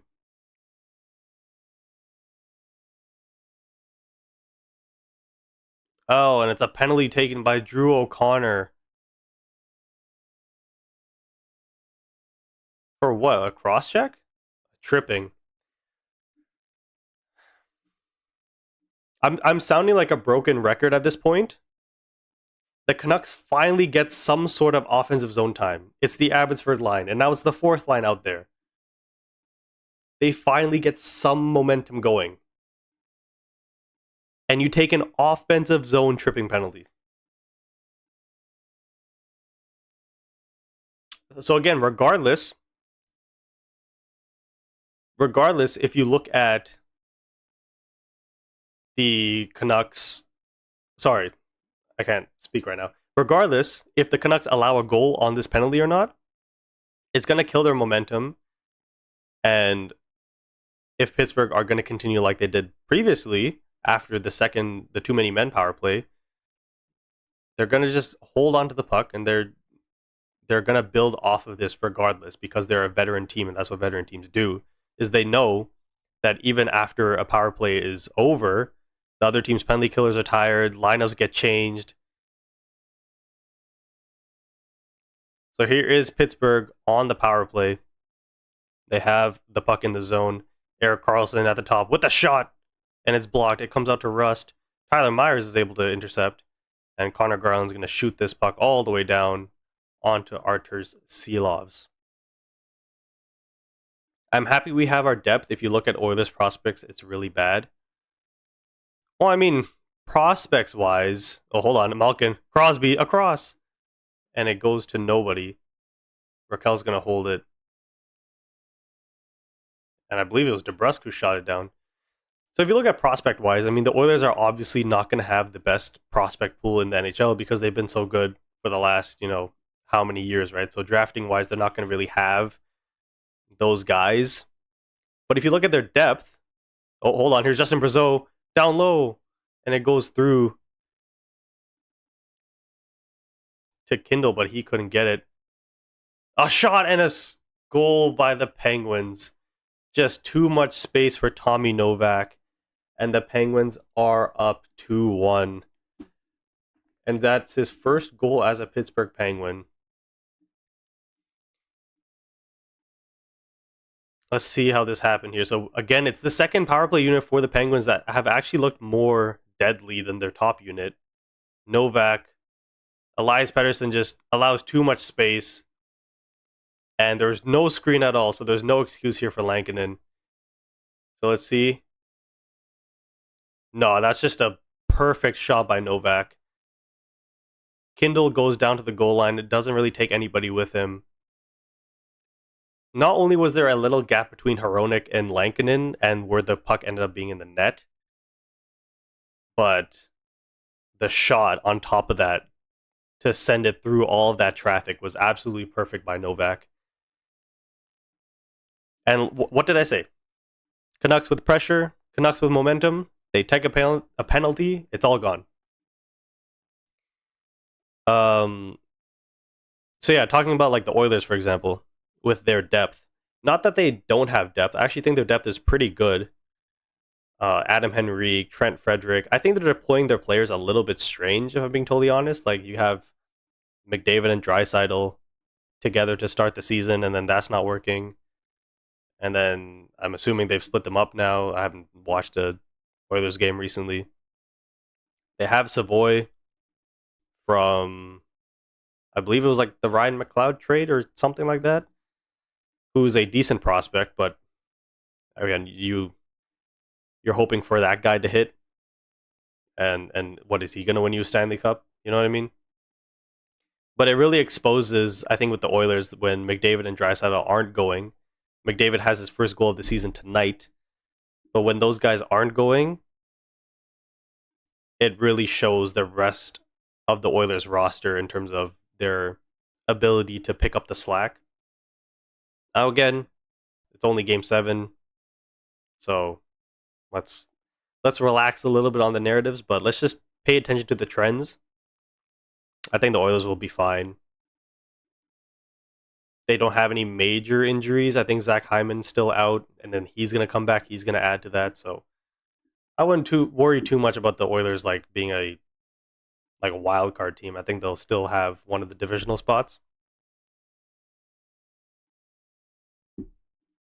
And with the Canucks, our depth is really different to the Oilers. The Oilers' depth is more, I would say, for like defensive needs. Like their depth players. I mean, Adam Henrique, Kasperi Kapanen, Matthias Janmark. They're more defensive players, right? And they need them for penalty killing and matchups, and that's how their depth is kind of built. Their bottom 6. You look at the Canucks. I mean, Evander Kane, Archie Baines, Linus Karlsson, Kiefer Sherwood. They're more offensive players. Like, would you really trust Kane to defend a lead? Like, if you look at the game against Washington, Kane was on the ice in a 1-goal game situation. We don't know why. He's just there. And instead of getting the puck out, he does a drop pass into his own end. So I would much rather have a Matthias Janmark or a Kasperi Kapanen in a defensive situation than Evander Kane. Let's just put it that way. But we're back underway. 5:20 left in the second period. The Canucks now chasing this game. They've been chasing this game the entirety of the game. It's like essentially after the first 5 minutes. Quinn Hughes with a shot, and it got blocked. They've been chasing this game ever since the first 5 minutes were over. And a big hit by Sherwood. He's hurt the Penguins player, I believe. Very slow to get up. I don't know who that was, but he was visibly in pain. It was Nola Chari. Kiefer Sherwood still on the ice. Drops to Quinn Hughes. Quinn Hughes loses the puck, and this is danger. Evander Kane back checking. It's a shot. Stopped by Kevin Lankinen. Nola Chari looked like he was in a shit ton of pain. Oh boy. The hit was fine. It's just the fact that he went into the Canucks player and then he went into the boards and like folded his knee.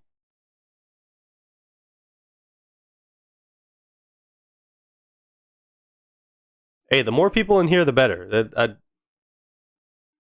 It does not matter as long as we're here to have a good time and hopefully see the Canucks win. Hopefully, but we're here for vibes. 4:20 remaining in the second period. Top Canucks line is out with Marcus Pettersson and Tyler Myers. Here's Garland across for Tyler Myers. Down low. Pettersson to Myers, and Myers can't control the puck. Freaking fly in my room. Oh, here is Novak with another shot. Tries to go 5-hole on Lankinen.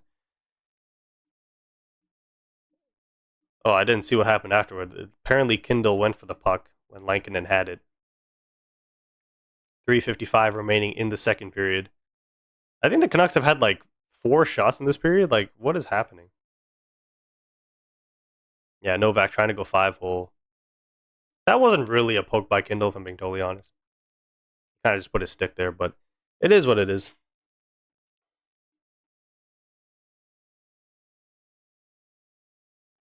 So it's going to be Crosby against Ratu on the draw.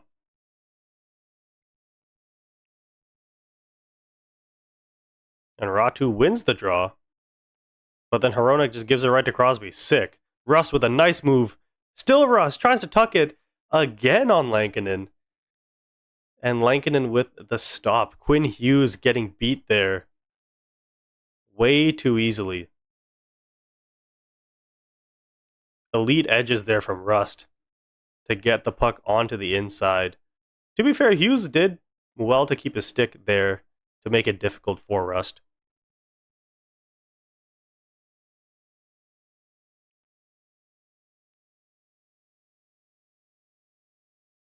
So it's Ratu again on the draw, this time against Raquel because Crosby got waved off. But here is Crosby with a shot, scores!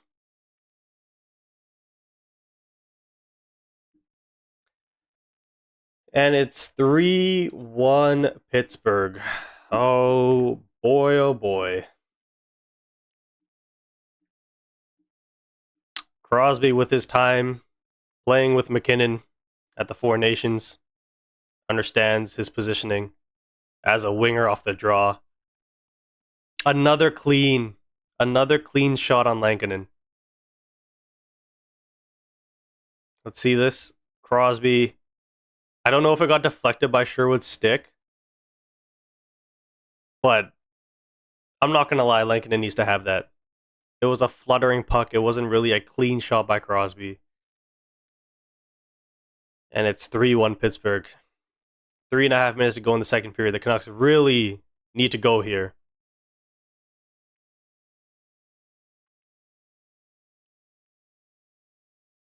Max Sasson. Linus Karlsson. Karlsson doing very well to get the puck back to Elias Pettersson. His shot blocked. Rebound. Sasson tries to hook it back for Karlsson, but he gets it back. Sasson fans on the shot, but gets Marcus Pettersson the puck. Across for Elias Pettersson. This is what I like to see. Elias Pettersson. Sasson with a shot wide. Here's Marcus Pettersson with a slap shot deflected by Linus Karlsson wide. Brunick gets the puck around. The Canucks keep it in. The Abbotsford line doing very well right now. Sasson in front. Elias Pettersson shot stop rebound. Sasson, where's the puck? It's under Shelov's. He doesn't have it actually. It's loose. And the Canucks almost get a goal on the board, but here's Malkin now. A round shot rebound. That's got to be in. That's got to be in. It is. It's 4-1. Unbelievable, man. Oh my goodness.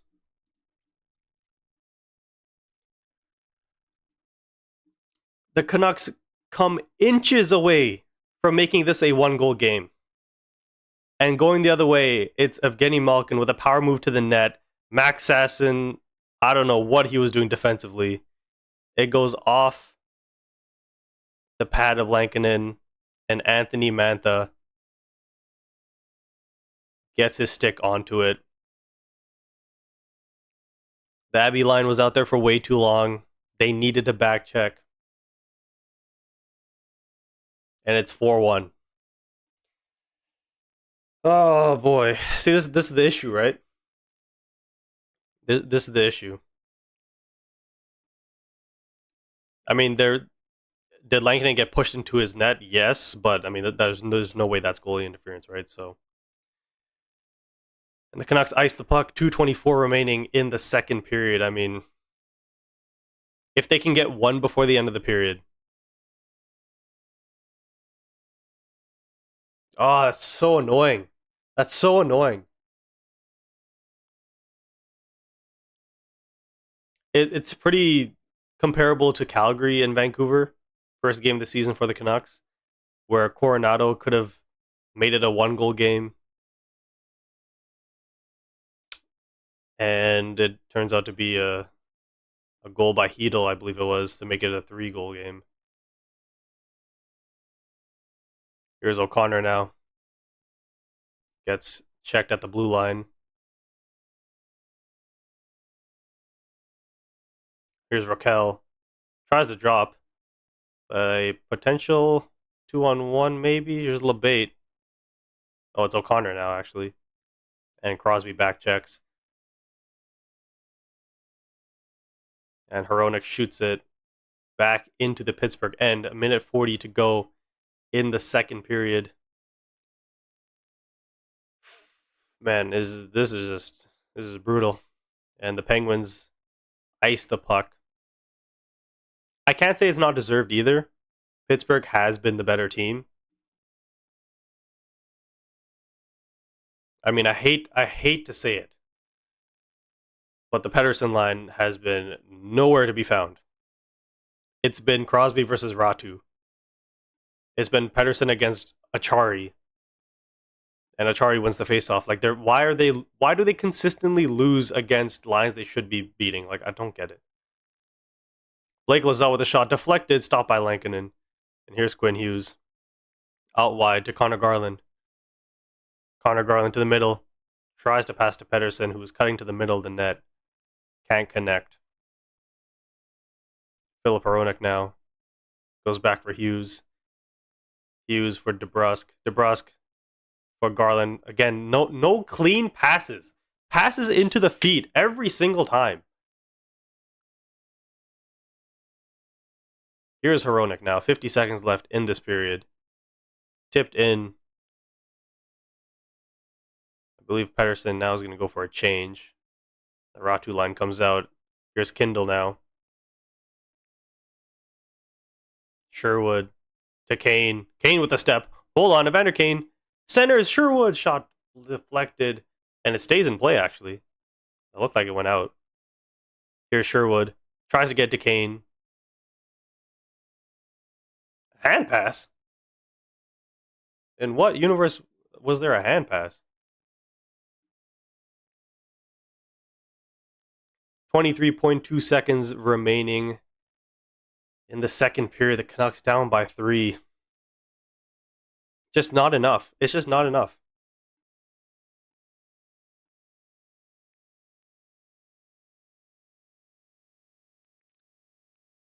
So the Abbotsford line is going to end the period here against the Malkin line. And even though Malkin's line has a goal on them, I think they've held their own pretty well.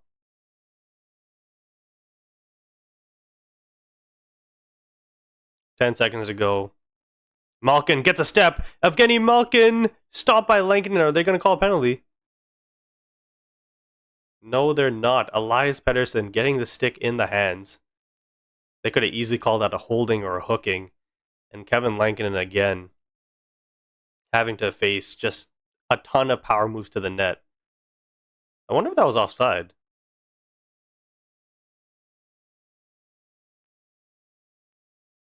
And to end the period, it's going to be Crosby with Malkin.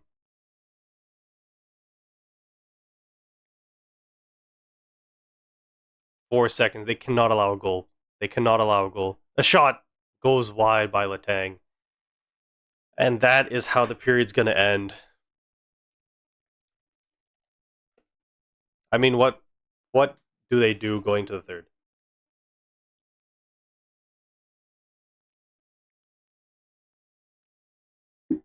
Oh, I'm a little unfocused. Hold on. Are we good? Yeah, we're good. So usually in these scenarios, the Canucks would switch up the lines. But what lines can you change? You can only really change the Ratu and the Pettersson line. So maybe you go Kane with Pedersen and Garland because they have previous experience together. But then that leaves DeBrusque, Ratu, and Sherwood, which I don't really like. It really it's just going to come down to the Canucks' best players stepping up. That's how this is going to go.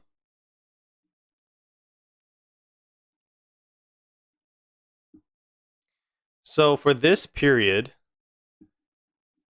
we're going to do for this intermission, we're going to do a couple things. So first, we're gonna go through Canucks Twitter because why not? So we got Louis Ericsson's left nut saying, "My expectations for this game were low, yet you guys still found a way to disappoint." Shout out to Louis Ericsson's left nut. We got goalie friend. That's an embarrassing period. Can't make a pass that doesn't involve the boards and can't make a save. I mean, I understand the frustration on the passing. I can't really blame Lankinen for the saves or not. Well, actually, not gonna lie, he should have had a couple of those. Wyatt from the stanchion says Canucks got absolutely murdered by the Russian that period. Holy smokes! Definitely not wrong. Somebody says how many games till Hughes leaves? It's okay. The Canucks were just inspired by the Blue Jays and wanted to have their own late comeback. That's not exactly how goal scoring works in the NHL, but okay.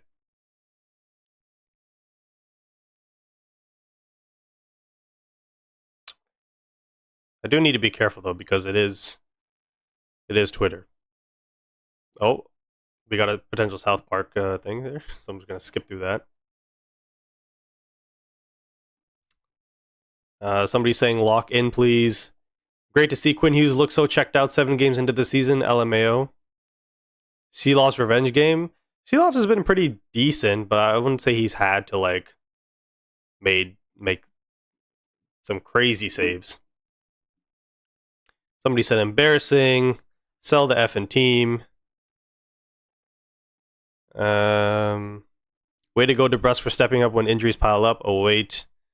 So safe to say, people are not happy with the Canucks as Kermit has jumped off the building. Okay, so next up we're gonna do a what was it called? It's Puck Doku. That's what it's called. We're gonna do Puck Doku. So for those of you who don't know how this game works, so put in the chat your answers. Actually, need to fix my hair. So if any of you are in the chat, so how Puck Doku works is you have teams at the top. Well, you could have more than teams. You can have teams or categories that are at the top as well as down the side. And basically, you need to match, or you need to put a player that matches both categories. So, for example, in this top left square, we need to put somebody who's played for Tampa and Carolina. Now, there is a certain percentage per player. So basically, if it's a more obvious player that other people may have guessed, then your percentage is going to be like really high up. And the goal is to have the best uniqueness. So ideally, of a uniqueness of like under 20 or something like that would be ideal. So if you are in the chat and you want to participate, then I am definitely open for it. But for example, let's do, what's the most like niche player that we can think of here? So we have Tampa Bay, and then there's also goals against average under 3.0 for a season. So if I click it, it says player must have played on the team the season that the stat was recorded.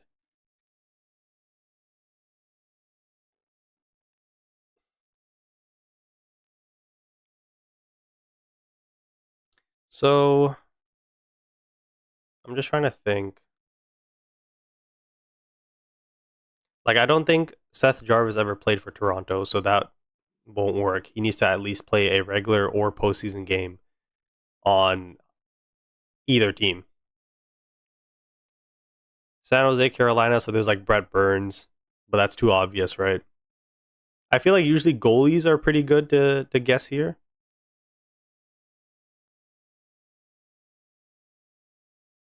Toronto and Pittsburgh. I mean, they have Nola Chari. There's and remember, like you can put a player that's existed for like or that's played for the end of time. Like you can put somebody from the 80s if you want. So I'm trying to think like Toronto and somebody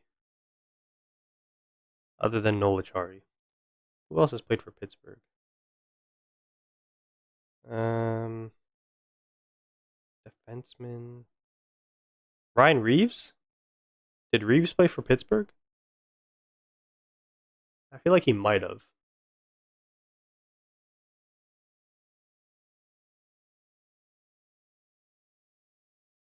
I'm gonna. I'm just gonna put Nola Chari just because I think it's safe. But this might. Oh, there was also. Hold on. Did John Michael Lyles? Hold on. John Michael Lyles played for. John Michael Lyles played for Carolina. 1%. Okay, here we go. So yeah, you can get like if it's really obvious, they might be like 50%. So the percentage represents everybody else who's played today if they've guessed a player. So that means only 1% of people who played today have guessed John Michael Lyles for the square. And so right now we're at a uniqueness of 1. I could speak. It was bound to happen. Look at our lineup. Exactly. Like, I mean, what do you expect? So now we're doing Puck Doku because we need some fun in our lives, right? As Canucks fans. So yeah, if you weren't listening before or you weren't in the stream, so basically there's a top row and there's a side row, and you need to put a player that matches for both, and you want to put the most unique player for that. So Toronto and Pittsburgh. So obviously Nola Chari, who's playing tonight. That is an option. Did Martin Jones play for Pittsburgh? I feel like usually goalies do well in these. Um,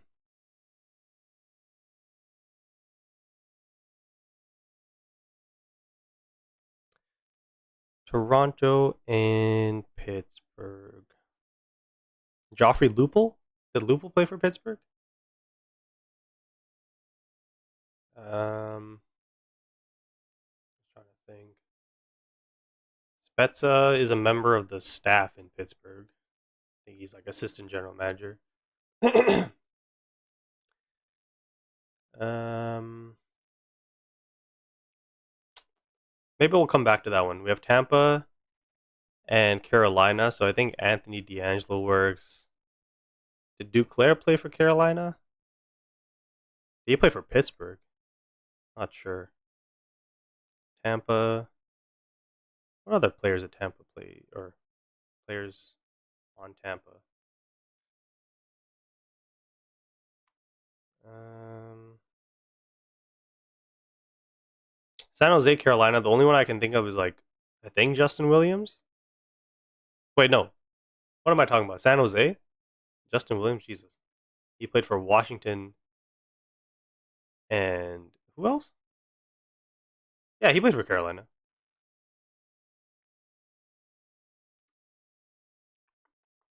Oh, it was LA. LA Kings, not San Jose. San Jose and Pittsburgh. Did Cody Ceci ever play for either of those teams? San Jose, San Jose.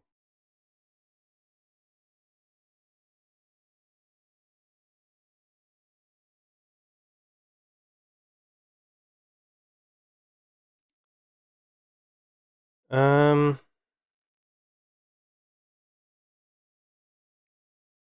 this is actually a difficult grid. I'm not gonna lie. Who played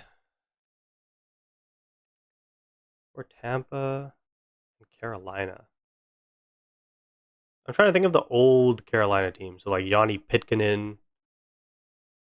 Uh, obviously you have the Stalls.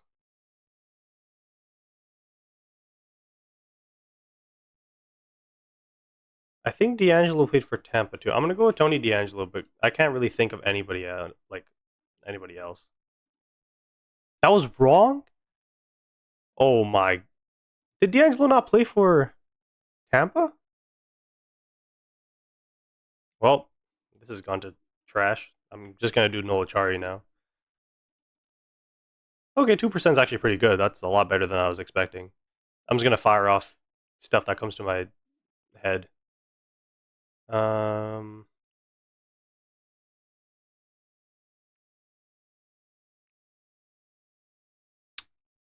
Pittsburgh, Tampa. Oh, what was that one guy's name? He played for Vancouver too. Um, shoot, what's his name? Uh, not Anderson.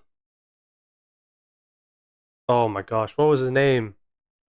Glendening? Oh no, but I think one of them was Adam, one of them was Luke. Yeah, no, I can't do that. Tampa. Any goalies? Did Anders Lindback ever play for Pittsburgh? Probably not.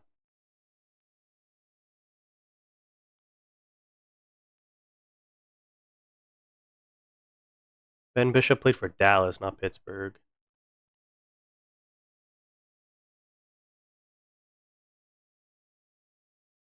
Thomas Vokoun?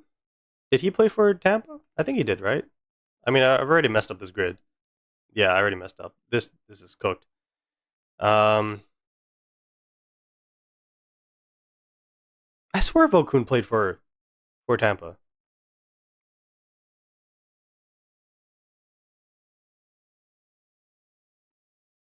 Pittsburgh and San Jose.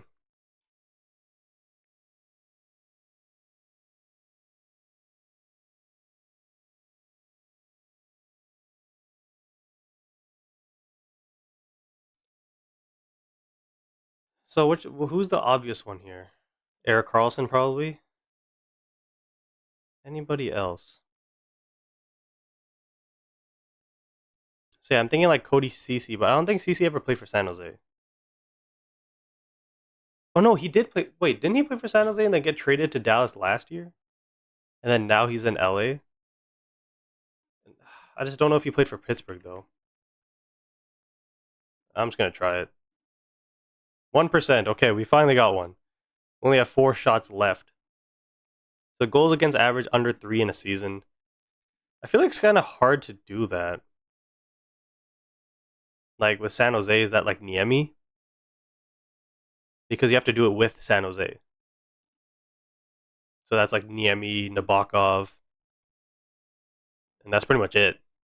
Toronto's like, I think Joseph Wool, I think Stolars, and probably Reimer is the only 3. Although they did have Curtis McElhaney, but that was probably over 3. And then Tampa is pretty much the same thing. You have Bishop, you have McElhaney as well, actually. You have Vasilevsky. Just trying to think of older Tampa players. Oh, that was a mistake. Um, I'm gonna go to Toronto, and I'm just gonna put. Should I put Reimer or Wool? I feel like Stolarz is too obvious. Who are the McElhaney is like a reach. That's such a reach. Reimer was not a bad team. I'm gonna put Joseph Wool. That's not how you spell it. 6%, understandable. I still have 3 shots to be honest, so I can still go like.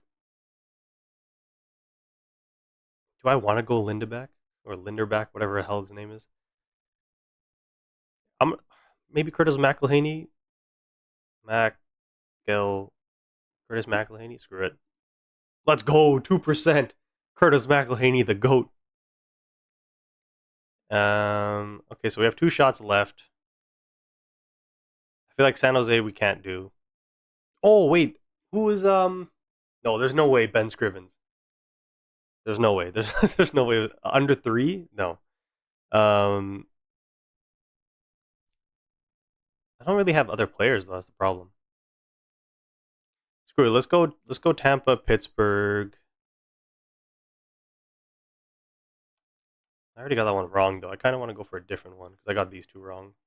Maybe we can go San Jose, Carolina. Yeah, the obvious one being Brett Burns. Any goalies that used to play? Got Cam Ward, Niemi, Nabokov. I'm not sure. The game might be back underway, so I don't even know what the hell's going on at this point. Let's just go San Jose, and let's go with Niemi. Actually, I've kind of already screwed this up. I want to go with Ben Scrivens just to see what happens. It didn't work. And then last one, we'll just go Brett Burns just to complete this. So uniqueness of 361, which was absolutely terrible. But it is what it is. A little bit of fun. So let's go back to the hockey here. And we're still actually in commercial break. So yeah, just a little bit of intermission fun because we're getting absolutely cooked right now. And there's not much that we can do, if I'm being totally honest. What other topic can we talk about with the Canucks?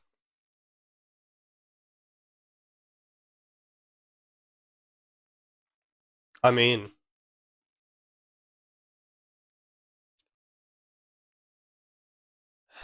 yeah, it is a little bit worrying. Like, Pittsburgh have good players, but their team's not great. So the fact that we're down 4-1, I mean, the rush, like, they absolutely killed us off the rush to, or in that second period. Sidney Crosby has just passed Mario Lemieux for most points, regular season and playoffs combined, all time. And he's 34 away from Yzerman, which he'll probably get this season.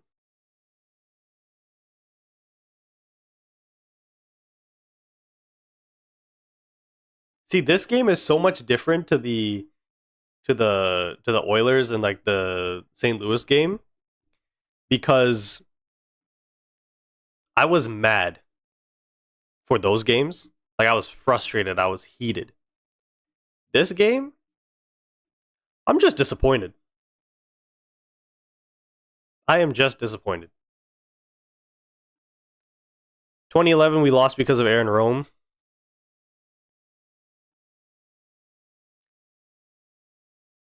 I mean, but Tom Wilson, I mean, is chilling. But anyways, that's besides the point. We're underway here in the third period. The Canucks are down by 3, and they've already conceded a 2-0-1 to Crosby and Rust. And we were able to deflect it wide. So Atu Ratu going up against the Crosby line. I just don't understand why the Pedersen line can't be effective when they're getting favorable matchups. I just don't get it. I know Noel Acciari is a good defensive player, but I don't think there should be a universe where you're matching him against the other team's best players.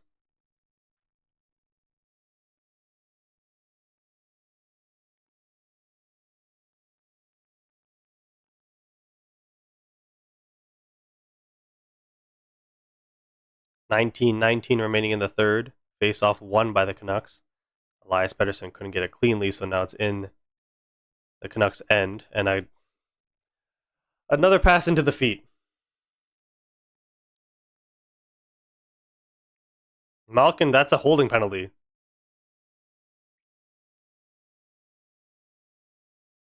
A very bad penalty for Malkin to take to start the period for the Canucks. They go on the power play. They need to execute. They absolutely need to execute on this power play. It's weird. That play happens all the time. Where like the forechecking player kind of does a step around the defender and kind of uses him as a propeller, I guess, like pull him forward. But that one, it was just like obvious and egregious. So 18:59, the Canucks on the power play. They lose the draw. Witherspoon's gonna shoot it all the way down.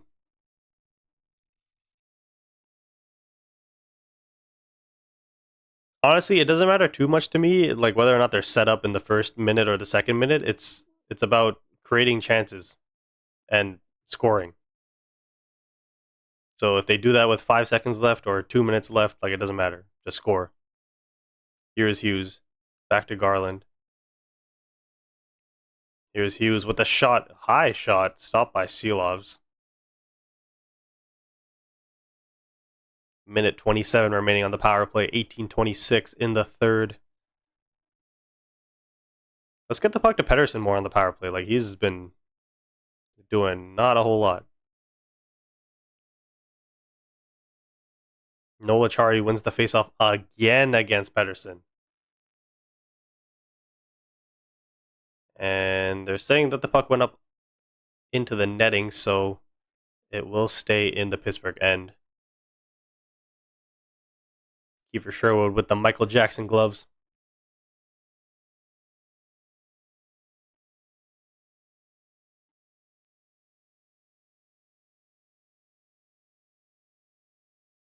The Canucks finally get the draw on their side of the face-off dot, but they lose the puck battle, and Pittsburgh just sends it back into the Canucks' end.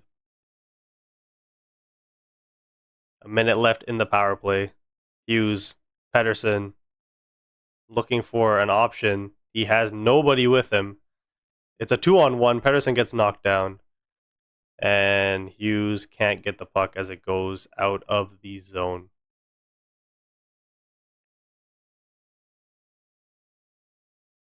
Connor Garland bumps into his own guys, but he gets the puck into the zone, and finally the Canucks are set up with 35 seconds to go in this power play. Quinn Hughes, Connor Garland looking for space, drops for Hughes, but that puts Hughes in a weird situation on the left half wall. Now it's Connor Garland. Pettersson with the shot, and he rips it high and wide. Put it on the net. You've done nothing all game. Just a one-timer. Put it on net, man. And Connor Garland, I don't know what he's doing. Oh my goodness, the Canucks half going for a change, half what was that? What was that power play? You get gifted a golden opportunity to get back in this game, and you do that.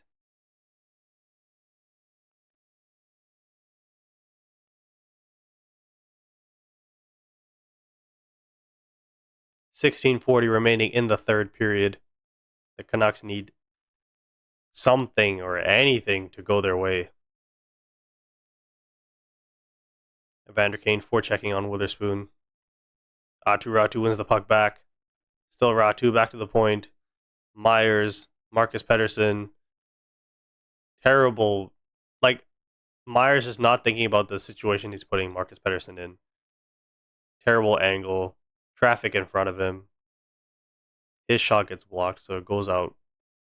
But it's back in the Pittsburgh end now. It's Joseph Labate forechecking.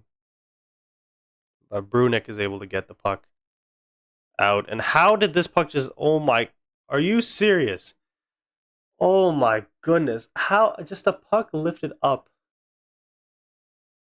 in the air, and it lands right on the stick of Justin Brazeau.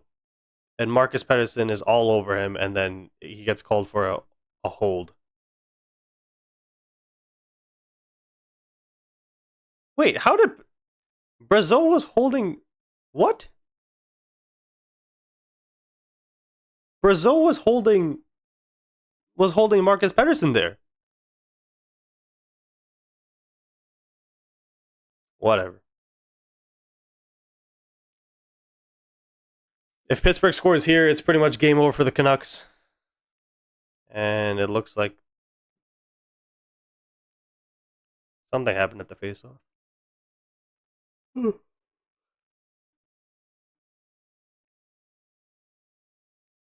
And Pittsburgh wins the draw.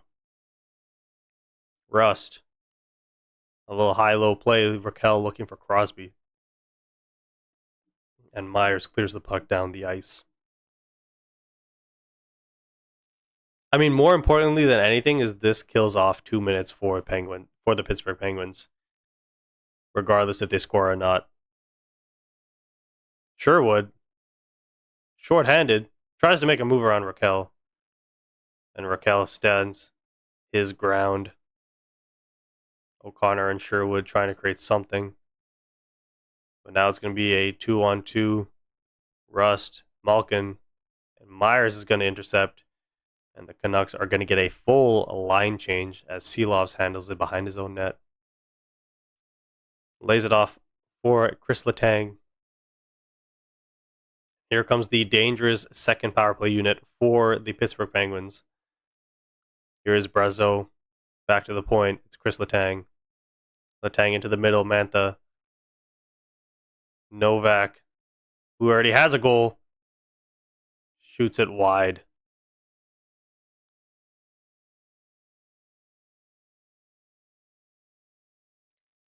$40 to go.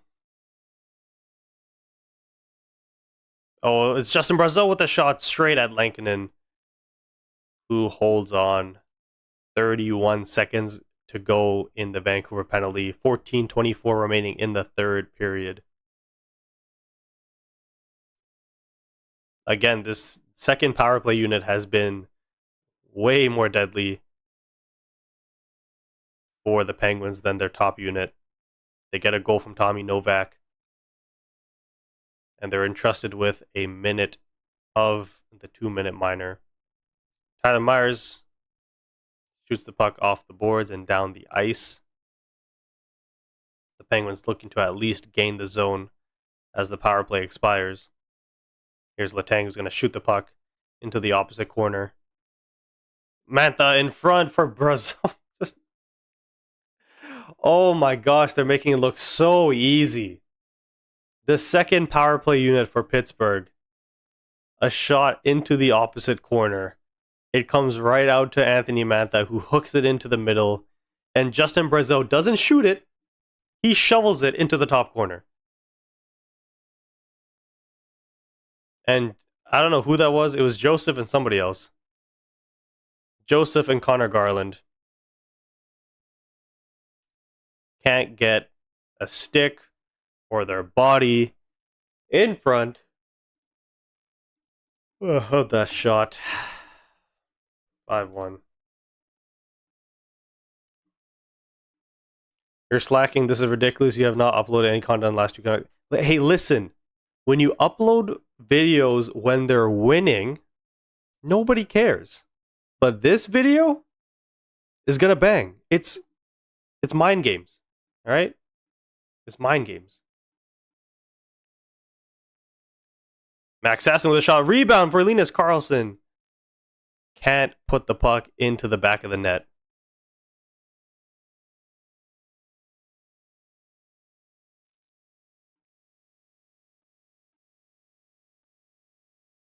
Because think about it. The last one I did, well, the last TikToks I uploaded.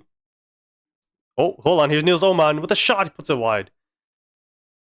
The last kind of viral TikTok I posted on, it was after the St. Louis game where Pettersson was absolutely terrible, and I got a video that did 20K views. So, it's relax.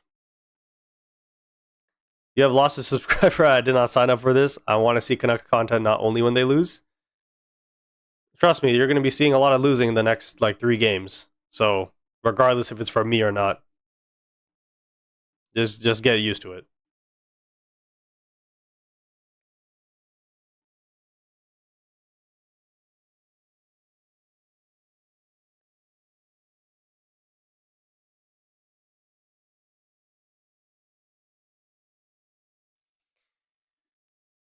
So, like always, make sure to leave a like on the stream and subscribe for more. It helps a small channel, a small content creator such as myself. And if you have any questions for me, drop it in the chat or any thoughts on the game. I mean, it's it's hard to be positive. I mean, we saw Canucks Twitter earlier. It wasn't. It wasn't great. Okay, you know what? If that's the case, then that's fine. Like, you're acting like I don't know where you live. I know where you live. So unsubscribe. Do it. Do it.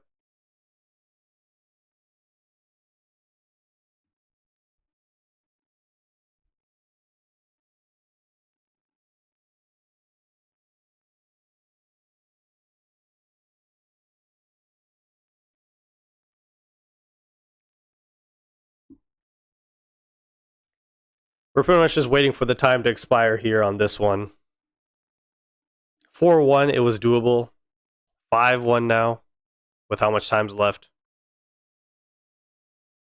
It was a great play by Mantha, I will say, to just hook it into the slot. But all-time leaders by defensemen in assists. 600 for Letang now.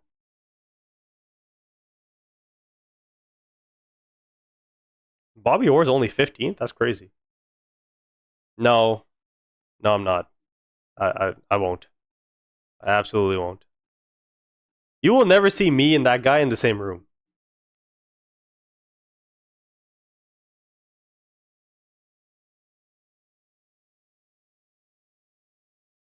Here's Sherwood now. 12:45 remaining in the third period. The Canucks down by 4. And there's a penalty on the play. Is it on the Penguins? It is on the Penguins.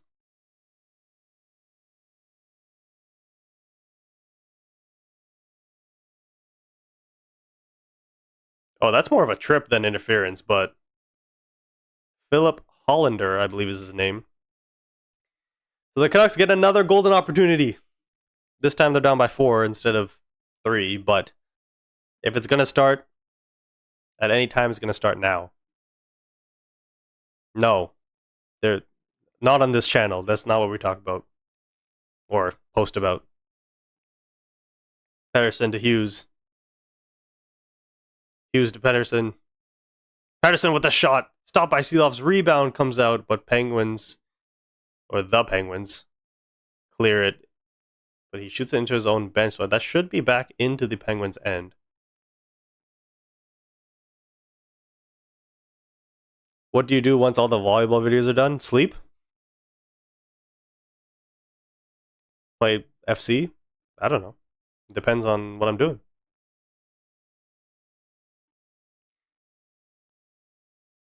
And Pettersson loses the draw again. And the puck is sent all the way down. Actually gets tangled in the feet of Lankinen, but he's able to lay it off to Hughes. Scott Road is going to be lit tonight. That one Edmonton Oilers fan is going to go crazy. Back to the point is Quinn Hughes. Fakes the shot. Garland back to Hughes. Takes the shot. Shoots it well wide. Garland now. Back to the point. Hughes. Pettersson. Tons of space. Down low. Kane. Back to Pettersson. Hughes with the shot. Shoots it wide. Kane. And it goes to Seelovs, who covers.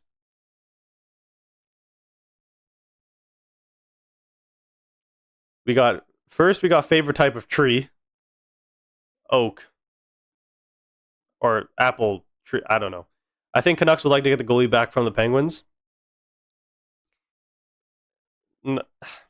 I don't think they ever wanted to trade Seelovs. I don't think that was ever the idea.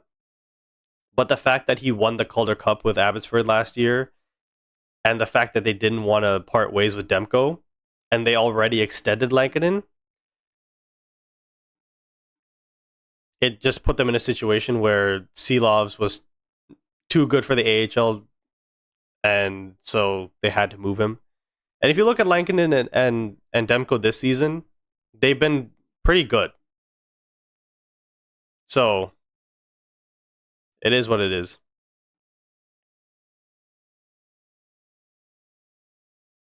Here's Quinn Hughes now. 15 seconds remaining on the power play.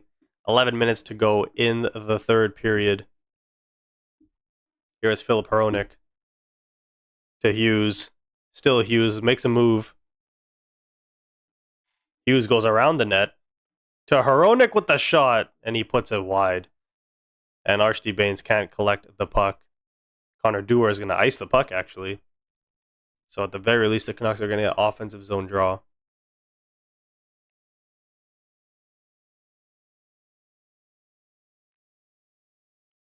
Again, another opportunity to get a power play. Can generate jack.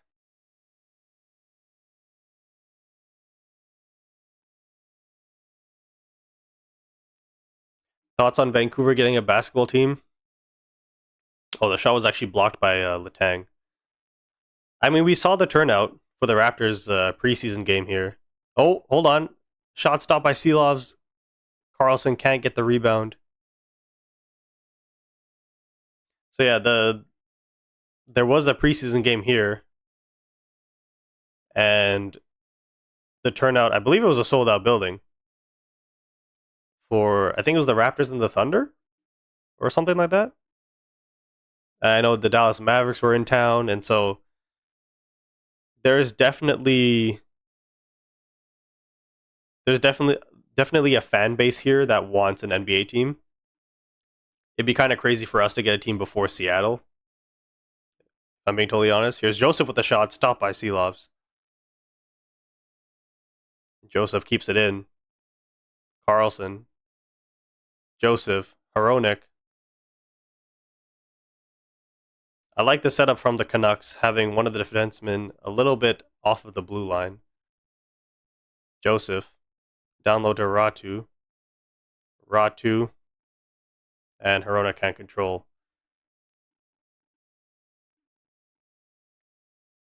I think the main problem with Vancouver, and I think it's going to get really exposed next year at the World Cup. Hold on. Hronek.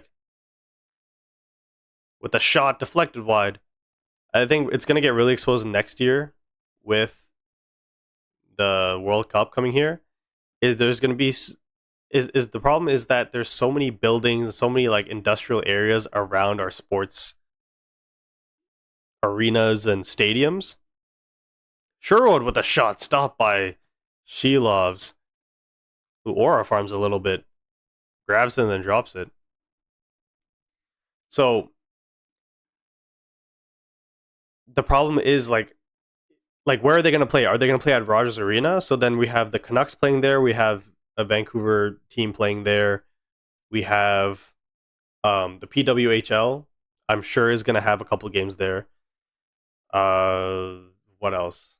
There's going to be concerts. There's going to be all sorts of things, right? We've seen the WWE come here twice in the last couple of years. So you have all these events happening at Rogers Arena. BC Place is its own thing. You have the Lions playing there. You have the Whitecaps playing there. You have concerts there. The Whitecaps are trying to get their own stadium on the PNE grounds. It's just a bit of a mess, if I'm being totally honest. So getting a basketball team in Vancouver, getting a maybe a WNBA team in Vancouver, even though they'd probably go to Toronto first. There's just too many logistics. I mean, the Canucks don't even have a practice facility. They practice at UBC.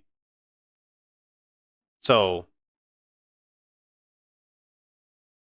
there's too many like semantics and things behind it that makes it a problem to add another sports team to the city, a major sports team. And like we already have issues with commute and transit and all these things in the city of Vancouver with the current state that it's in.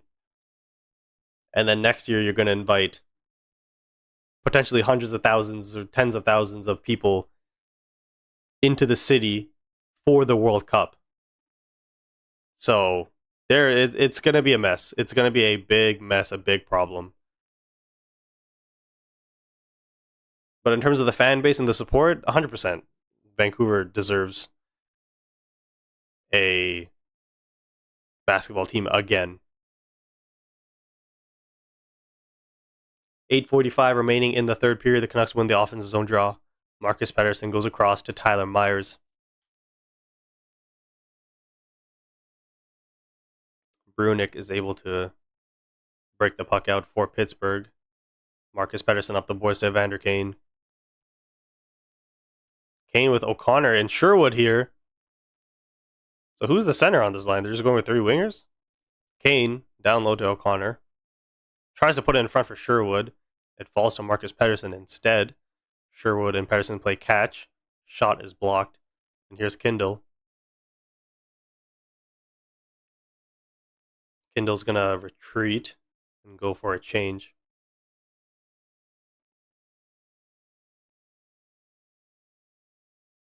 Marcus Pettersson gloves the puck down, but Raquel's all over him.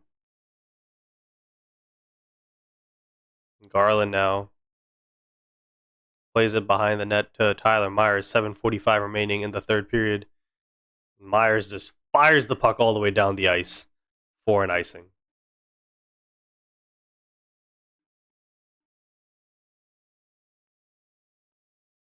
The Canucks play the Oilers Sunday. Oh, it's the 26th. Yeah, they play the Canadians. Wait, am I bugging? I thought the Canucks play the Canadians on the Sunday.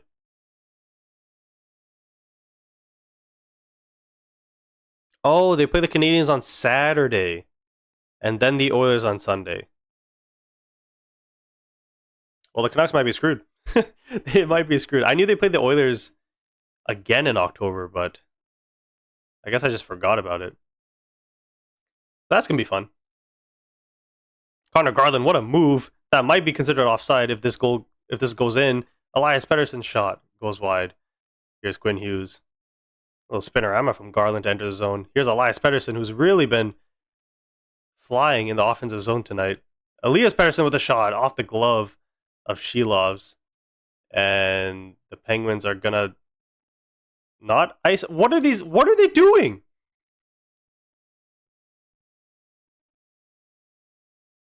And somebody's wearing a De Bruyne jersey. What the heck?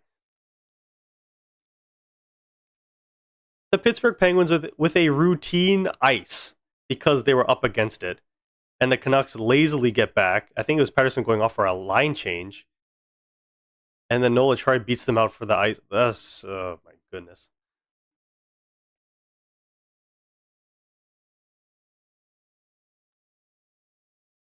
Here's Niels Oman. Fourth line trying to conjure anything. There's like been no high danger chances. It's just been shots from the point, shots from the perimeter. Like, just make a mess out of it. Like, I don't want to say run the goalie, but like, get in his face. This is Seelovs. We know he doesn't really have, a lot of height to him.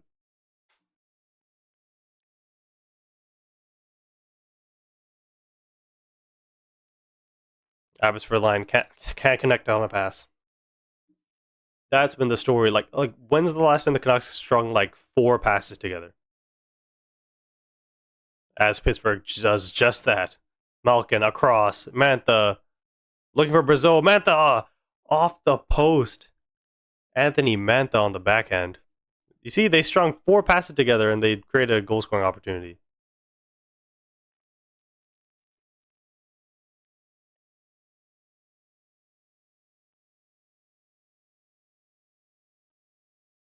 Five minutes to go in the third period.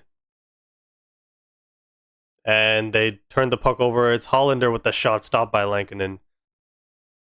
Just lazy. They just want this game to be over.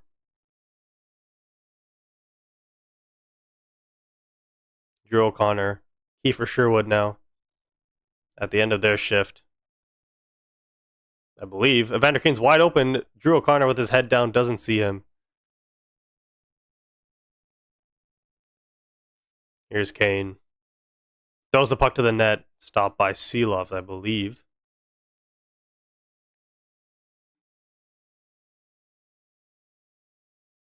Quinn Hughes now.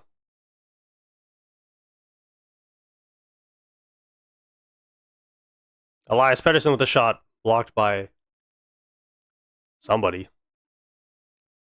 Here's Quinn Hughes now. 4 minutes to go. Hughes trying to just go at it himself because he can't really do anything else. Here's Niels Oman. Atu Ratu. We got two centers out there together. A bit of a weird mix-up by Adam Foote. Here's Quinn Hughes with a shot, and it goes wide. Hronek, Ratu, Hughes shot blocked. Crosby, Raquel, and they're going to hold on as the Pittsburgh gets a change going here. Nola Chari. Phil Peronek's going to backhand it down. As far as Erik Karlsson, here's Lizotte.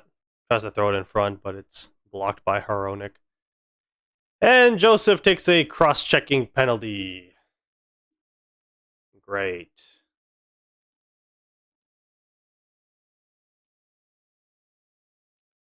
The Canucks are going to the penalty kill. Fantastic.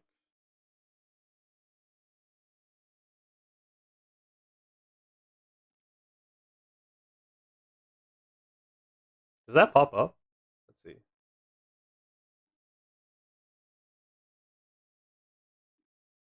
The game is over? Yeah. It's been over. I mean, if we're being totally honest, it's been over since I think the 4-1 goal. Yeah, let's just say the 4-1 goal because it was 3-1. The atmosphere line gets a great chance by Max Sasson. It goes down the other way, and then Evgeny Malkin makes a move to the net, and they make it 4-1. So a huge swing there, right? Could have been a 1-goal game. Turns out to be a 3-goal game. And then that power play goal by Brazeau. They deserved it, to be honest. That second unit power play was really good all night for Pittsburgh. Tommy Novak, I think, got the 3-1 goal. And then Justin Brazeau gets the 5-1 goal. So that was really the insurance marker. That was the nail in the coffin for the Canucks tonight. That 5-1 goal. But for me, it was done. It was done at 4-1. And if you've been watching this game, outside of the first 5 minutes, it's been all Pittsburgh.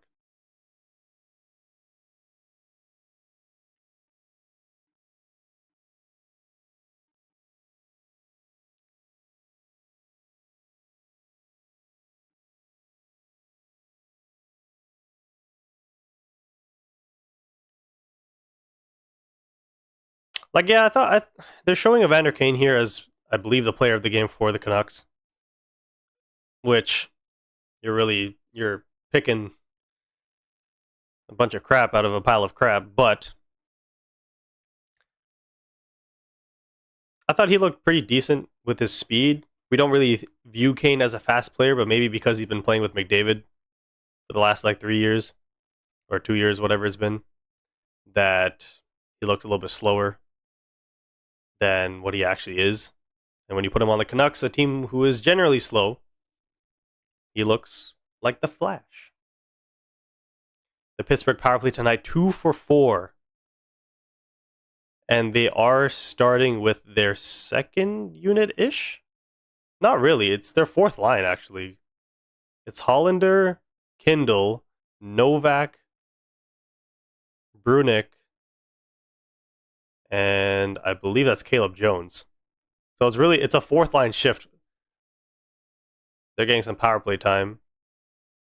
So if they score here, oh boy. Oh boy. Kept in by Caleb Jones. Novak, down low. Hollander back. Brunica. Kindle with a nice play to Caleb Jones. Almost said Joseph. He's in the box.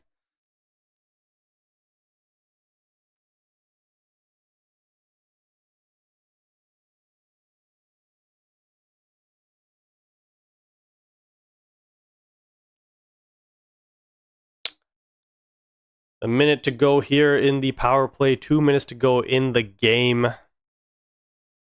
A disappointing, pitiful performance by the Canucks.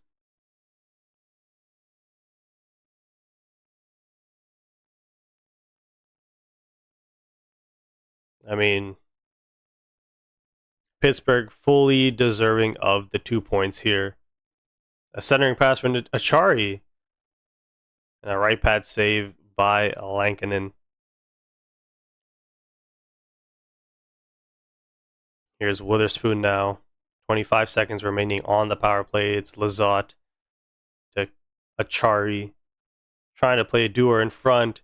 Hronik's clearing attempt goes off of his own guy and back into Lankinen. I've never seen the Canucks so checked out.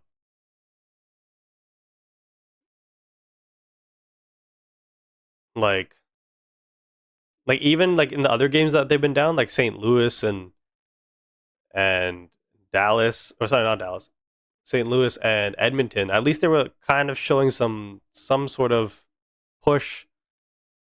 But this game, I mean, it is just so obvious that they just want to get this over with. Here's Kindle. Is it Kindle or Rindle?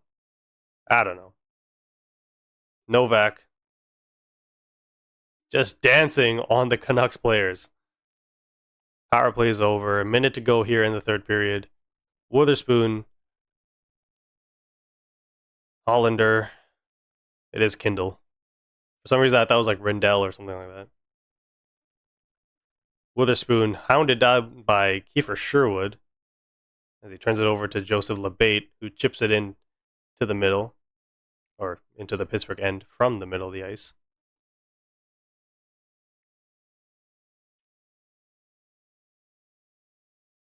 .25 seconds to go. A nice stretch pass to Noel Acciari. Elias Pettersson all over him. Lizotte with a nice move around Elias Pettersson. Back to the point. I think that was Caleb Jones with the shot. Blocked by Labate. And Labate is going to chip it in as the Vancouver Canucks lose to the Pittsburgh Penguins. 5-1. Artur Silovs stops 24. Sorry, it stops 23 of 24.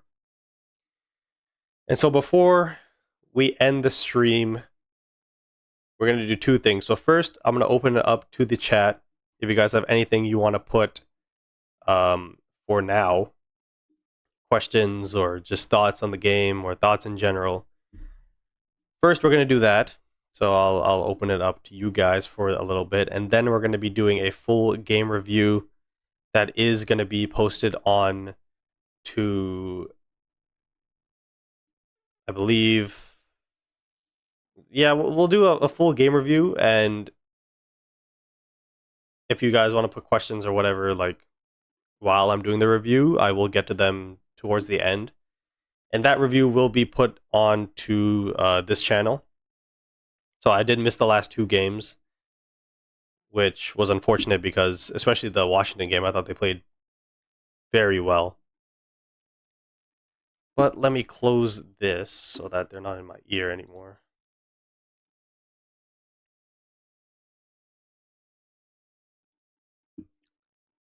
Actually, before we do the review, we're going to go back onto Canucks Twitter because hopefully we don't see anything that's going to get me canceled. So the Swervin' Irvin says sell the team. We've been saying that. Leonard says for me it shows it's 24 out of 25. I mean, doesn't really matter at the end of the day. So contribution report card from Bench Rates. So let's take a look at this. So it says that green represents individual offensive EV. Is that efficiency? Positive contribution, negative contribution. So if the bar is thicker, they did well, and if it's not, then it's a little bit confusing to read this one. I know there's it's not the deserve to win-o-meter. There's another thing that shows the impact that players have. It's a little bit easier to read than this one, but pretty much Garland was our best player. I don't think anybody can really disagree with that. When it comes to Pedersen, it looks like he didn't do much, but when he did do something, he was decent, I guess. I don't know. This is a little bit confusing. Let's take a look. Martin JD says, to be honest, sloppy game from the boys. Hughes needs to wake up. PD is rubbing off on him. Just go strong against Nashville. I mean, I don't even think those guys played together that much tonight. Someone said not mad can't win them all. I think that's fair, right? I mean, 3-game winning streak, road trip, travel, legs are heavy, AHL guys. I think that's fair to be like, can't win them all.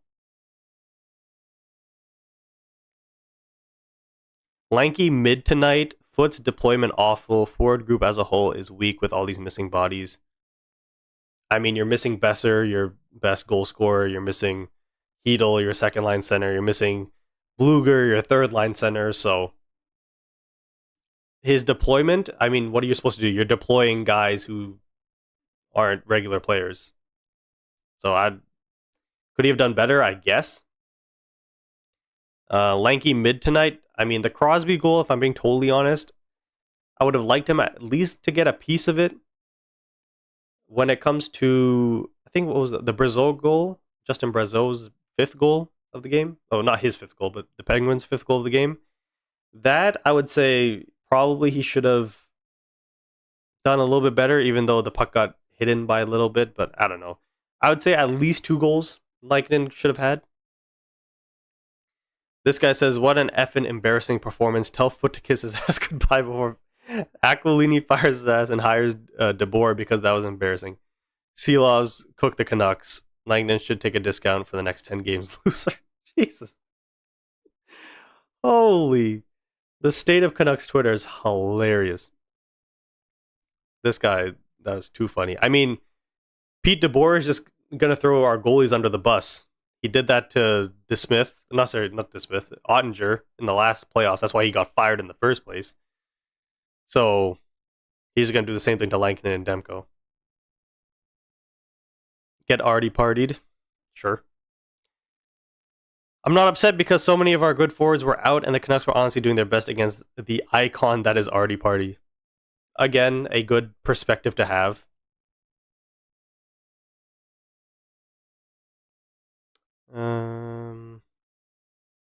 The Canucks need a top 6 center. I think that's been the case. Again, I don't want to get canceled, so I should probably have some buttons ready. That would be this one.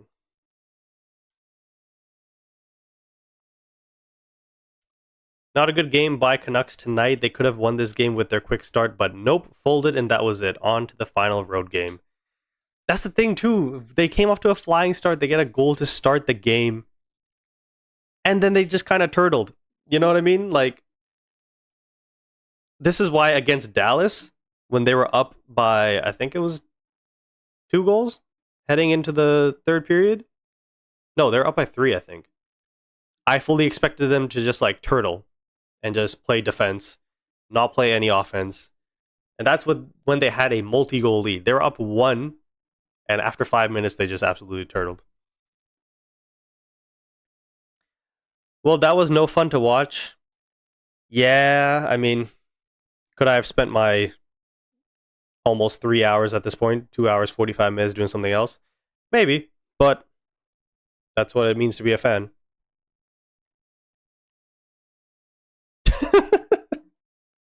LMAO just beat this trash-ass team. Yeah. Maybe you should play Quinn at center next time. I don't know. Final from Pittsburgh. Suffering Canucks fan says, team looks lost, especially Hughes. This is foot hockey, everyone. 11.6 million out there looking like the third Kardashian sister. Jesus. Oh my god, this is so funny. I think I'm going to compile all the best ones I've seen and then put them into one video and put that on TikTok. This is so funny. Penguins win 5-1 over the Canucks and he's lifting the cup. Okay.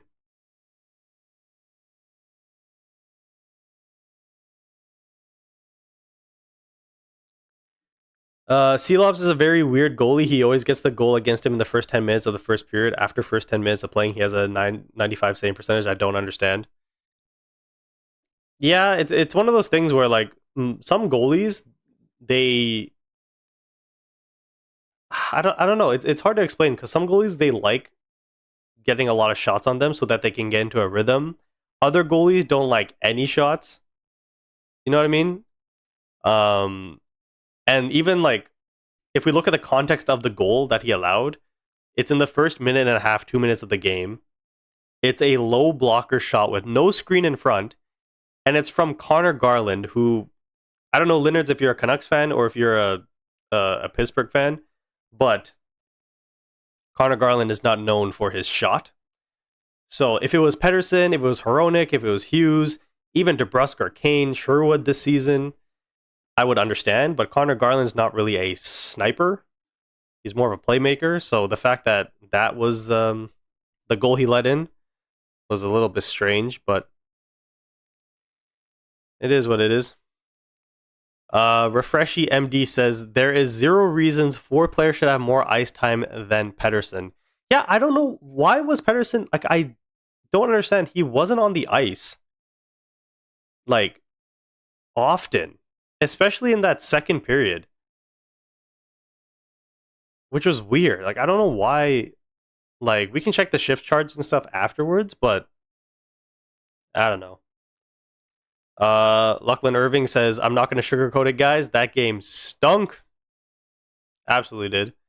Oh, here we go. We got trade Lankinen and send Joseph O'Connor, Labate, Oman, Ratu, and Baines to the AHL. I don't know if you know, we're kind of short for players. So I'll leave that as is.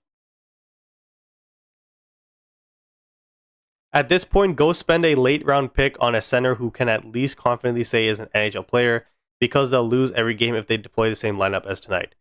So, first part of this, a late round pick. So he's saying spend a third or a 4th to 7th round pick on a center who's like a 4th liner. Is that, I don't even think we have the cap space to do that, because we have like so many retention like salary against the cap. So I don't even think we can do that without sending a player the other way. But the second part of this question is what concerns me.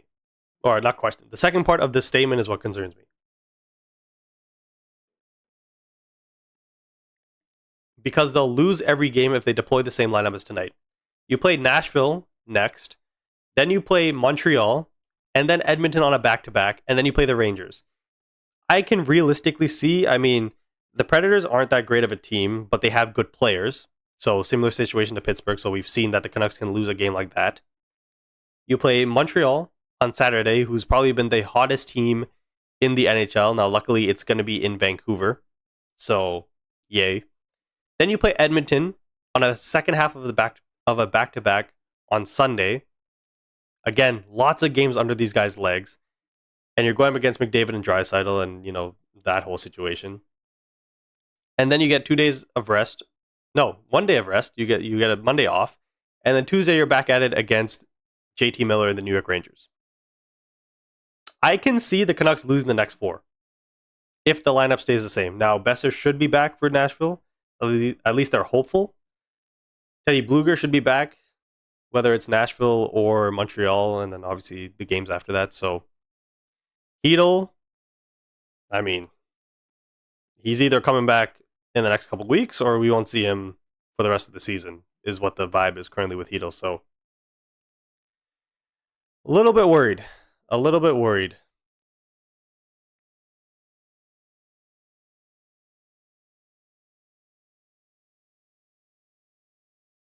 Elias Pettersson had, what, 1 shift in the last 10 minutes of the game? I will have to see the shift charts to see. Penguins versus Abbey Canucks, essentially. Canucks hockey is so back. That's hilarious. I mean, this is what happens when you got AHL players as your second line, and his team, or his account name is Sell the Team.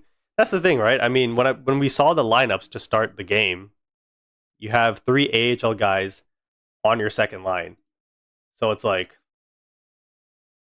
what do you expect? You know what I mean? Going up against Crosby, going up against Malkin. Well, realistically, it was Malkin more than Crosby because Crosby went up against Ratu, and then Malkin went up against the Abbey line. Another Invisible Knight from 11.6. DJ here, man, come on, you gotta be a positive guy, even though he's not wrong.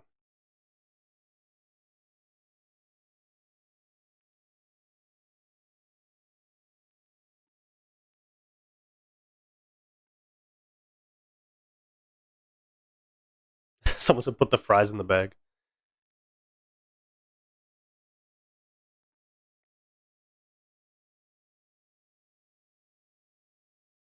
Joseph should never touch the ice again. O'Connor's uses. What does he bring? Lankin and rebound control is awful. This team is in trouble. Joseph had a rough game. I think that shot block was really the beginning of it all.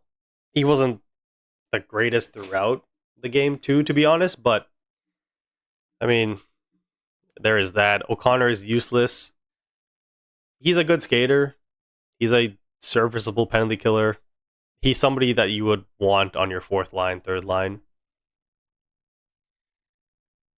Someone had said, so it's time to trade Quinn and Tank for McKenna and start a real rebuild. You know the Canucks, they won't do that. I'm talking about the rebuild part. Oh, here we go. Hypothetically, Canucks fans, would you be willing to trade Quinn if it brought pieces back that the Canucks so desperately need? Oh, okay, we're gonna ignore that response. Demko might have to play 60 games, win in Nashville, and it's still an amazing trip. That's the thing. So again, second part, win in Nashville and it's still an amazing trip. Even if you lose in Nashville, going 3-2 on the road trip is not a bad thing. But winning and going 4-1 really makes it stand out as a good road trip for the Canucks.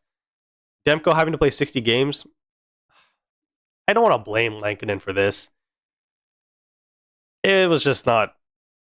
I mean, you can't really say anybody had a good night, if that makes sense. Yep, that about does it.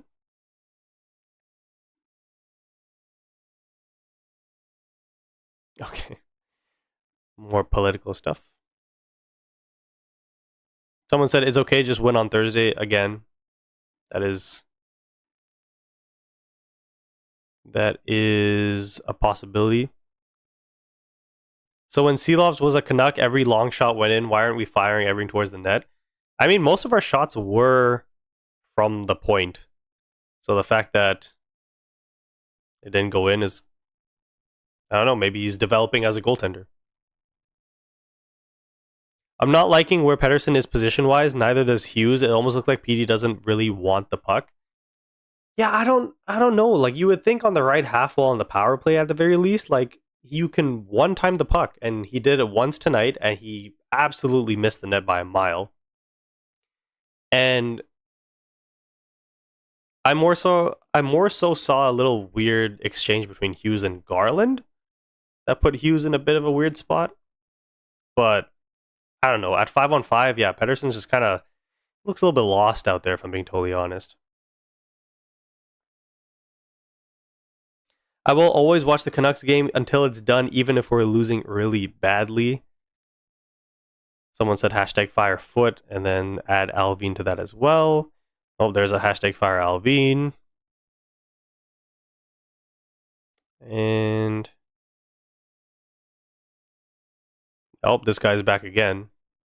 Why did you guys allow Joseph to play a game? He's done nothing but cost the team. Imagine you had some rookie D-men who could play some minutes. I mean, what you're saying, play Mancini? I thought Mancini got sent down or something like that. They aren't going to trade Hughes, and he's not going to New Jersey either. Just put a sock in it. For F's sakes. Kotkaniemi is a Canuck tomorrow. Oh, jeez. Jesperi Kotkaniemi is not saving us. Tom Willander probably gets in for Joseph on Thursday against Nashville. F off with calling Kane the Canucks player of the game. Yeah, like why were they not giving that to Garland? Yeah, a lot of people not happy with Joseph's game. So that is going to be it for that section of everything. Let's see, how many people do we have in? We got 2 viewers in the chat currently. So again, I'm going to open the floor to you guys. If you want to ask me any questions about the game, your thoughts on the team, etc., etc. Before we go into my kind of review and thoughts of the game, which, if I'm being totally honest, I don't know what to say other than the first 5 minutes were all Canucks, and then after that, they kind of turtled.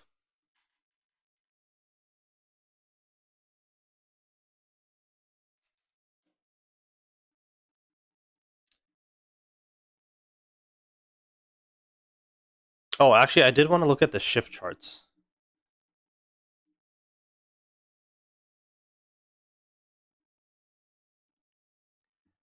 Was any Canuck player a star of the game?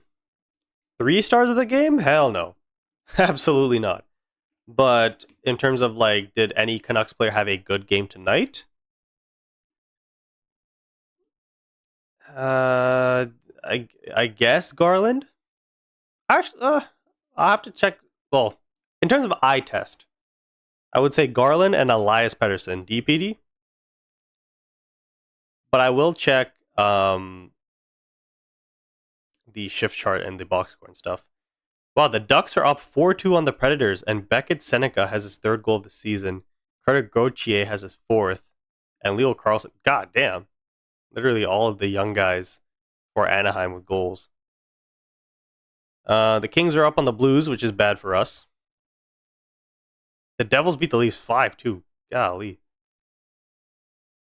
And the Oilers are up. Oh no, the Oilers won in overtime against the Senators. It looks like it was Jake Wallman in overtime, a power play goal. So Seattle lost, which is good. Edmonton won, which is bad. LA is currently winning, which is bad.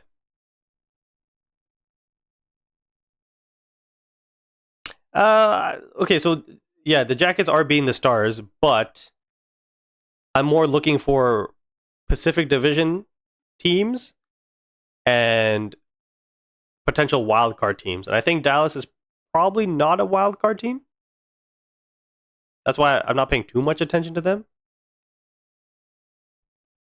Like the Avalanche and Utah game that's about to happen.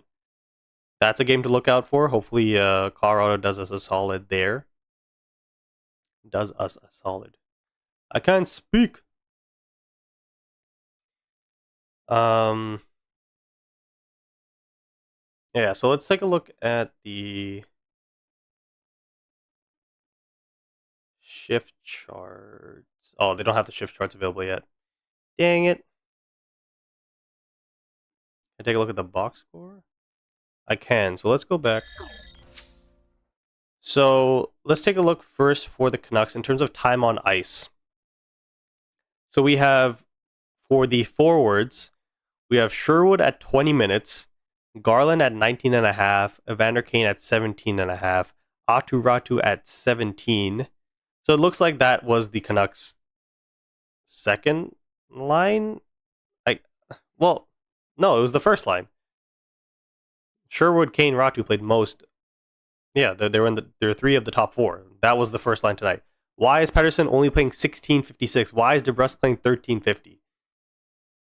Okay, you know what? Maybe that one guy on Twitter that said Adam Foote's deployment was bad and I disagree with, maybe that guy was right. In terms of the deployment of ice time. Why is Pettersson playing 16:56? Why is DeBrusk playing 50 seconds, 42 seconds more than Drew O'Connor? Something's not right. That's a little strange. The Abbotsford line got pretty much 12 minutes each. give or take. Oman, Labate. I guess O'Connor was there for the penalty kill and was taking a shift with Kane here and there. So about 10 minutes for the fourth line, 12 minutes for the third line, the Abbey line. The top line, I mean, this is unacceptable. Why is that happening? Garland was out there because he was on the power play penalty kill. He was out there in every situation. But these guys were too. Like, they should be too. Excuse me. Sherwood, Kane, and Ratu were up against Sidney Crosby, -1s. Not the best game from them. I thought that they should have changed the lines here. Put Kane with Pettersson and Garland, maybe. Something. Yeah, the Canucks only had 3 shots in the second period. I knew it. I was like, I think they only had. I said that I think they only had 4. They end up only having 3. And that was the period that killed them, right? Going down 4-1 or 3-1 into the second period, something like that. So that was brutal. Penalty kill was awful today. How the second power play unit was able to bully the Canucks, I don't know. Time on ice for the defensemen. I mean, Hughes, Hronek, Myers. Marcus Pettersson only played 17:54. That's interesting. Elias Pettersson, I thought, had a decent game. Joseph was not great. Only played 12 minutes, and when he was on the ice, it wasn't great. Lankinen with an 808 save percentage as well. Yeah, there's not a lot of positives here other than, like, hey, like, Pettersson got an assist. He got a point. He was a +1 in 17 minutes. So, yay, I guess. I wish they had the shift charts available. It's not available right now.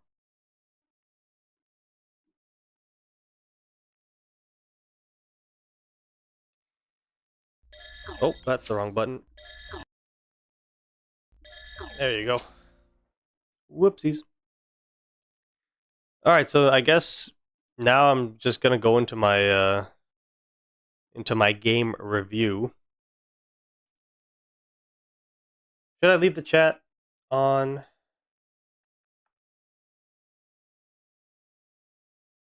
Yeah, we'll just leave it.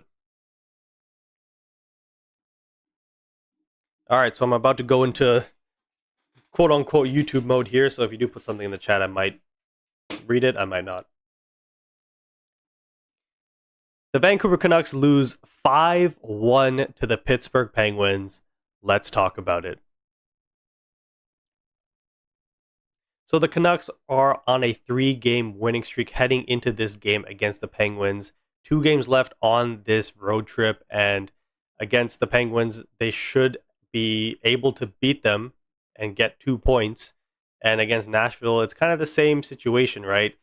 Teams with high quality players, but in terms of an overall team outlook, not the greatest, but heading into this game, a lot of absences for the Canucks. So Brock Besser is still out with personal reasons. He's expected to potentially be back against the Nashville Predators. Philip Hedl obviously taking that big hit from Tom Wilson. He is out indefinitely. Teddy Bluger still out as well, or at the very least he was out for this game, and we don't really know why, if there's an injury or personal reasons, whatever the case may be. Jonathan Lecker-Mackey also injured, so we have a lot of AHL players called up and playing in tonight's game. I actually need to get the lineup back up. So, of course, Adam Foote had to make a lot of line changes. So the first line being Jake DeBrusk with Elias Pettersson and Connor Garland. The second line, at least that was deployed tonight, was Kiefer Sherwood with Evander Kane and Aatu Ratu. And the third line being the Abbey line with Archie Bains, Max Sasson, and Linus Karlsson. On the fourth line, that leaves Drew O'Connor with Niels Oman making his season debut and Joseph Labate making his season debut as well.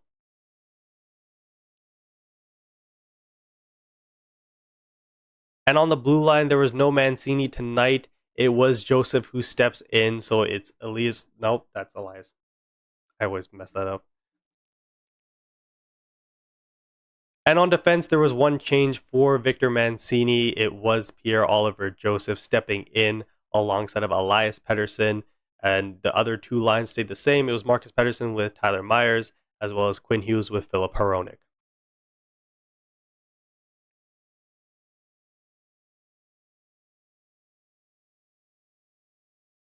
Dude, can you, if you're gonna put anything, can you be productive, please? You're really starting to tick me off. That's crazy, bro. Come on, I'm recording. I'm editing this part to be a YouTube video. Come on, man. Anyways, so to start this game, it was Connor Garland, 2 minutes in, or about a minute and a half, walks in and snipes it, low blocker on Artur Silovs, making his first start against the Vancouver Canucks, his former team, and makes it 1-0. I'm gonna ban you. I am going to ban you. I have the ability to do it. I'm going to do it.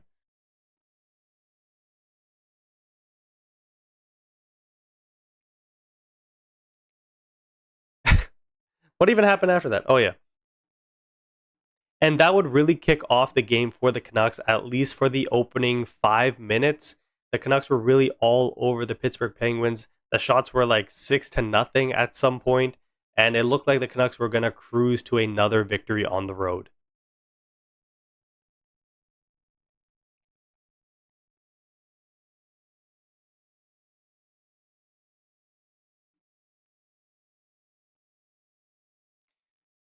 So the Penguins' first goal, I believe that came after the power play ended. Let's take a look. I forgot. Yeah, I think they got a power play. They didn't score. Let's see, Evander Kane, 2 minutes for hooking at 8:23, and then they scored at 11:39. Yeah.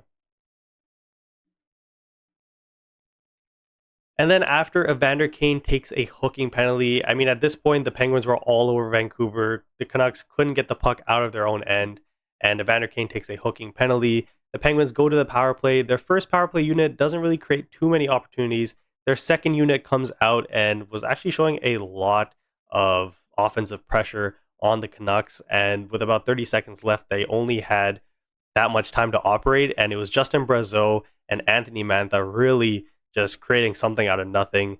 And the Canucks are still able to kill the penalty off, but the pressure doesn't end there from the Penguins. And it goes back to the point of Witherspoon, who shoots. And there might have been a deflection. Like, to me personally, it looked like it went straight in, but they gave it to Connor Dewar, who tips it in, and it's 1-1.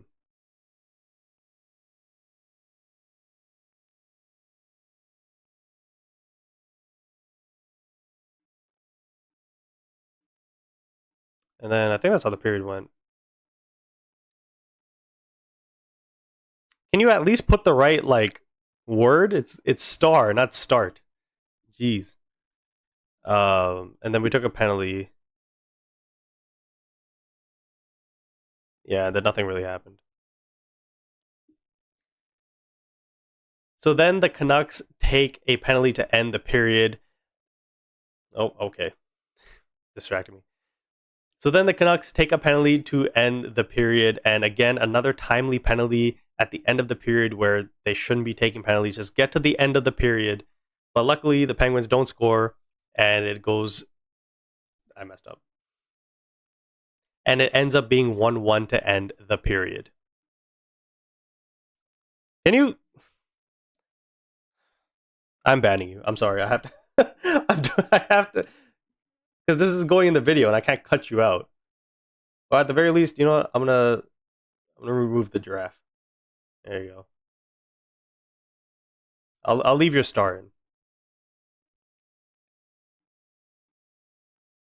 This is so funny. How many people do we have? I have 4 people watching, and one of them is my friend that's messing up my YouTube video. Holy moly! Can you? Jesus.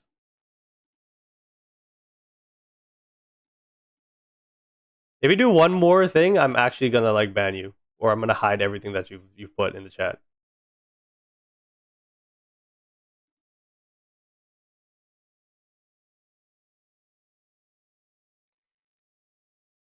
Now I gotta look back at the fucking play-by-play. God damn it.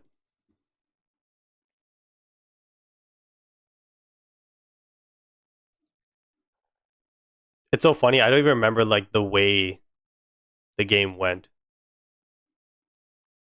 I was just like so zoned out. So second period happens, and then the Canucks take a penalty, right? Ah, I see. Okay. So really, to summarize the first period, the Canucks were dominating the first 5 minutes of this game, and then it was all Pittsburgh after that. They get the goal that they deserve, but at the very least, it's 1-1 heading into the second period. So what do the Canucks do? They absolutely turtle and do nothing to get themselves back in this game. It was all Pittsburgh again. They just picked up where they left off in the first period. And at the very least, the Canucks finally got some sustained zone pressure. It was the third line of the Abbotsford line and the fourth line. But Drew O'Connor takes a penalty behind the Pittsburgh net in the offensive zone, and the Penguins go back to the power play. And like I had mentioned at this point, the second power play unit for Pittsburgh was a lot more deadly than the top unit that had Crosby and Malkin and Letang and whoever else. But it was Justin Brazeau as well as Anthony Mantha really making things happen on this second unit.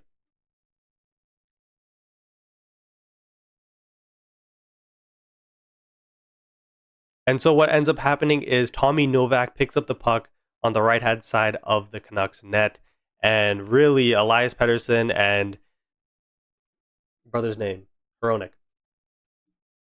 Filip Hronek were unable to close out in time as Tommy Novak walks in and snipes it on Kevin Lankinen. There wasn't even a screen in front. There was nobody covering the eyes of Lankinen. This one beats him clean, and the Penguins go up 2-1. I was like, what the heck? Filip Hronek. That's his name.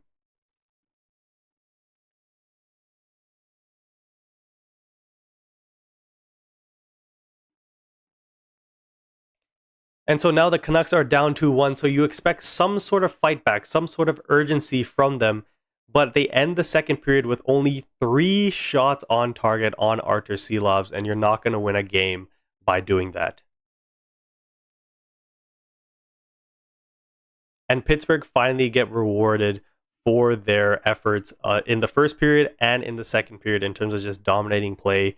So Sidney Crosby actually gets waved out of the faceoff. It's Rickard Rakell, and Crosby comes off of the right half wall into the middle of the net, and he snipes it clean on Lankinen into the top corner. Now, again, another goal on Lankinen where he had nobody in front of him. Now, I know it's Crosby, but if I'm being totally honest, looking at the replay, it was more of a fluttering puck that went into the net rather than a clean snipe. So I know it's Crosby, but I want Lankinen to at least get a piece of it, and it just goes in, and it's 3-1.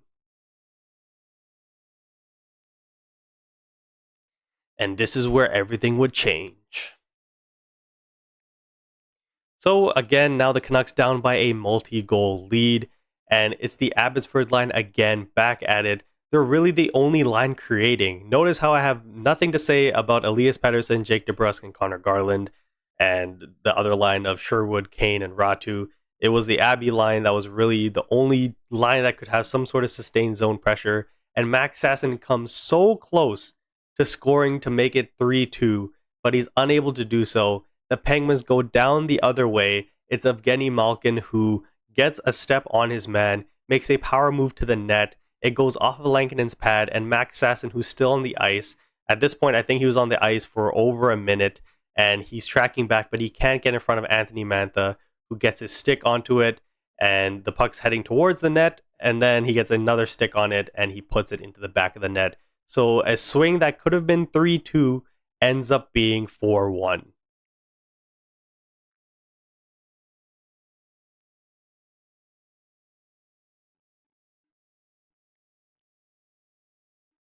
And that's how it would go. And that's how it would. English. And that's how it would end going into the third period. Now, at this point, being down by 3 goals is not ideal, but we know the Canucks can come back. These guys have been fighting back from deficits the entire season so far, it seems. And so it's definitely possible. But the Canucks, again, can't really generate too many options. I can't speak today. But the Canucks can't really generate too much offense, and it ends up being another power play goal. And again, by this second unit, I can't speak. And again, it's the second unit for the Pittsburgh Penguins. I need water or something, but we're almost at the end.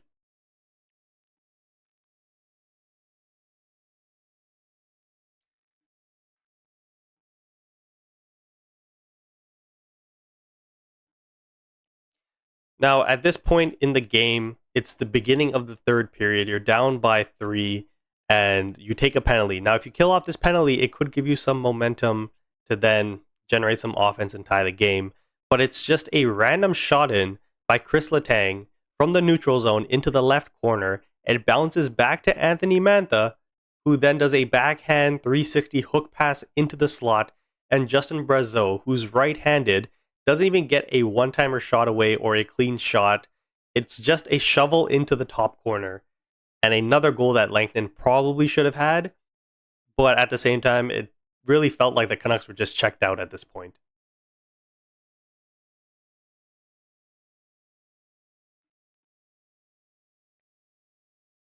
And then, yeah, that's pretty much how the game would end. The Canucks not really fighting back, not creating too many chances. Artur Silov stops all but one of the Canucks' 24 shots. And yeah, that's pretty much it for the game. I mean, in terms of my thoughts and things that maybe could have gone better, I mean, the Canucks lineup tonight, you have way too many AHL level players going up against an experienced Sidney Crosby and the Pittsburgh Penguins. Like, if this was maybe the Anaheim Ducks, maybe the San Jose Sharks, you might find success with this lineup, but you're going up against Crosby and Malkin, who are on different lines. We saw the Malkin line have a ton of success against the Abbotsford line. The second power play unit against, whoever we had out there. It was just a tough night overall for every single player in the lineup.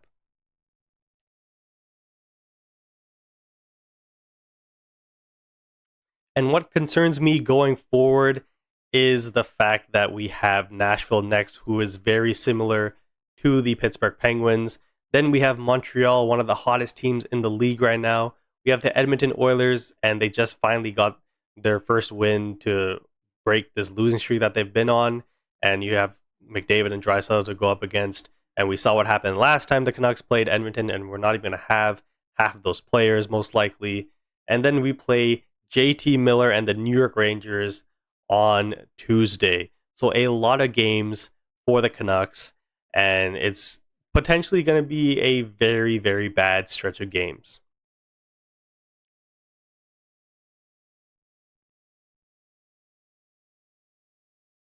Now, I don't think the Canucks are going to be able to make some sort of trade or change that's going to really change this lineup and change the trajectory of the games moving forward. So they're going to just kind of have to play through it. And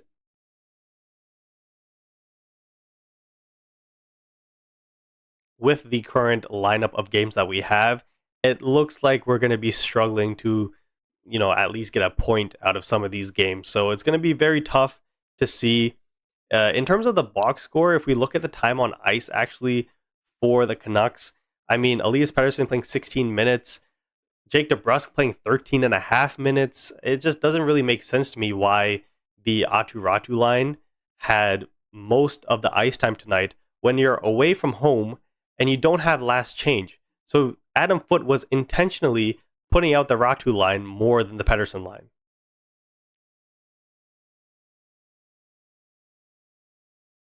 Quinn Hughes, again, just looked kind of checked out. I mean, he did try to generate offense, but it just seemed like when the offense wasn't there for him, he was just kind of giving up a little bit. And so really bad body language from your captain, and especially with the whole situation around him looming, it's really not a good look. Pierre-Olivier Joseph had a tough game tonight. I mean, he did block a shot, and that might have affected him the rest of the night. But turning the puck over, taking penalties, I mean, he really did everything wrong tonight. So a tough game. So we might see Tom Willander make his NHL debut against the Nashville Predators. That is yet to be seen, but it's something that we could potentially look forward to.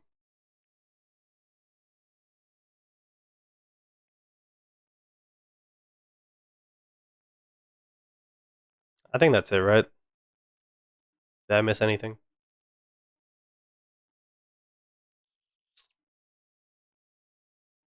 Yeah, I guess I'll do like an overall and a wrap. So, all in all, a very disappointing game for the Canucks, especially how the game started the first 5 minutes. It looks like. Ah.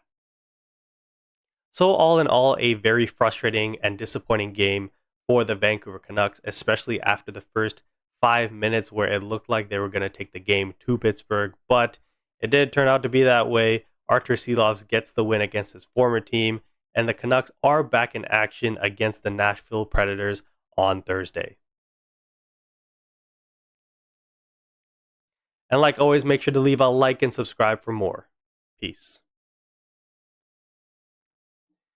And we're done. Thoughts on CM Punk versus Jey Uso? I think,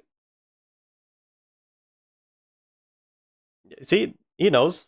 Nothing is perfect. They know. Um, Thoughts on CM Punk versus Jey Uso? I mean, we might as well talk about stuff other than the Canucks because there's nothing positive to say there. Um, Thoughts on Punk versus Uso? I like the ending shot there when Jimmy was kind of in between the two of them. I thought that was really well done. I think everybody's starting to experience a little bit of fatigue with Jey Uso now in another world title match because, like, evidently they didn't want to put him into the title match against Gunther in the first place. They end up doing it anyways. Then they take the title off of him, and now they're putting him back. So this is like 2 years now, or a year and a half of Jey Uso now being in the main event. I know that's his thing. I know that's the mantra, main event Jey Uso. But if we're being totally honest, like I would have liked to see somebody else. I think Dominic Mysterio has too many things going on right now. He's got like two titles, and then LA Knight. I mean, yeah, I think LA Knight deserves an opportunity, but he might need to be like a heel to do so at this point. Jimmy Uso would have been nice, but it doesn't really make sense. So I don't know. We'll see what happens with that.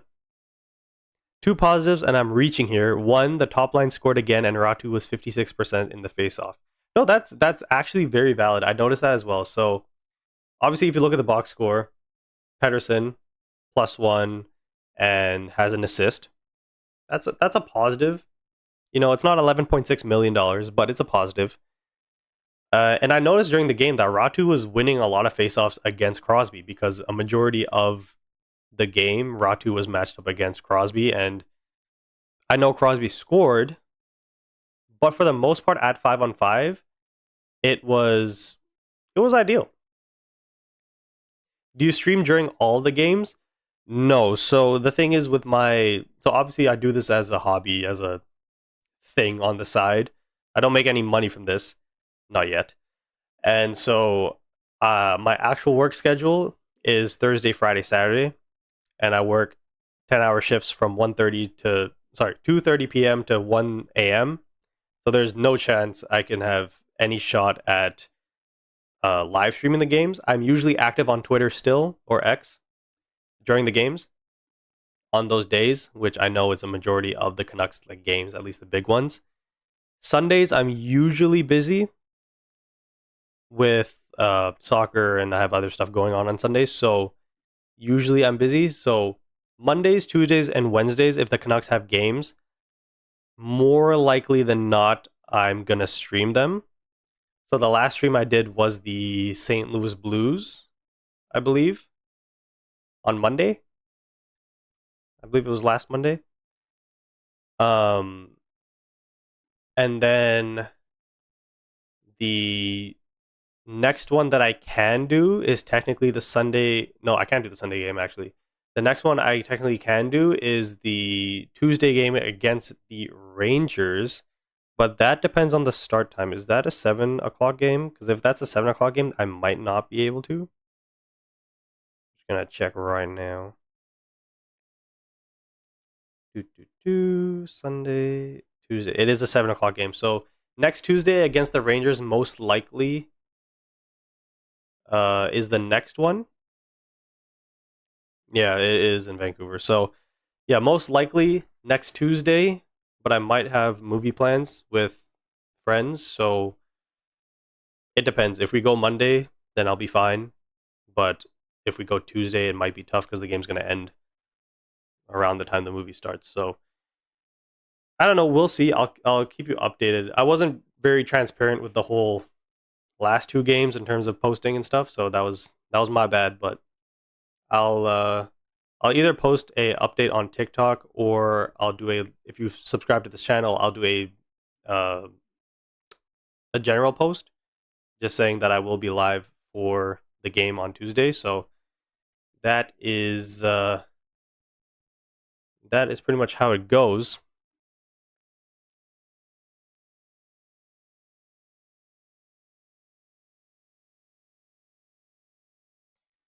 But yeah, so that's pretty much. If you're ever interested for a collab, let me know. I'm live during every game. I'm always looking for good intermission guests. Yeah, I'm down. I'm so down. Um, let me 1 second here. Uh, um,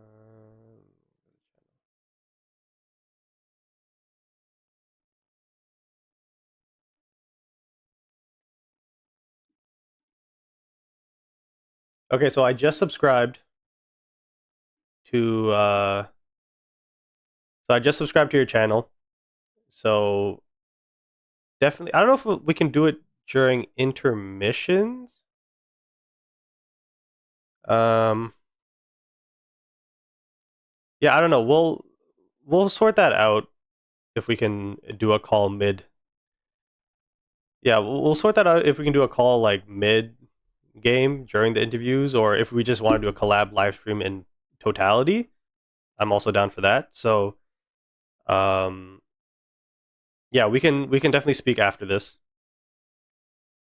and I'm totally down for a collab, whether that's streams or just regular videos or whatever the case may be.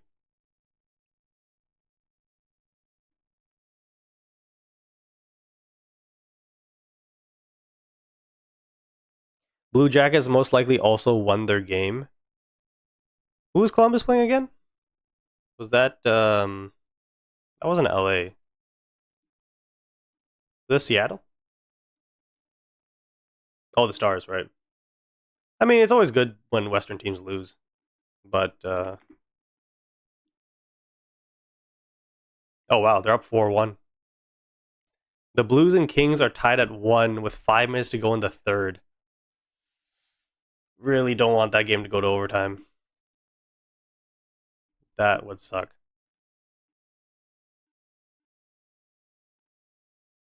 Can we bring Crosby home with us?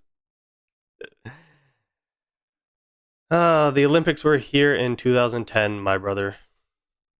It is 2025.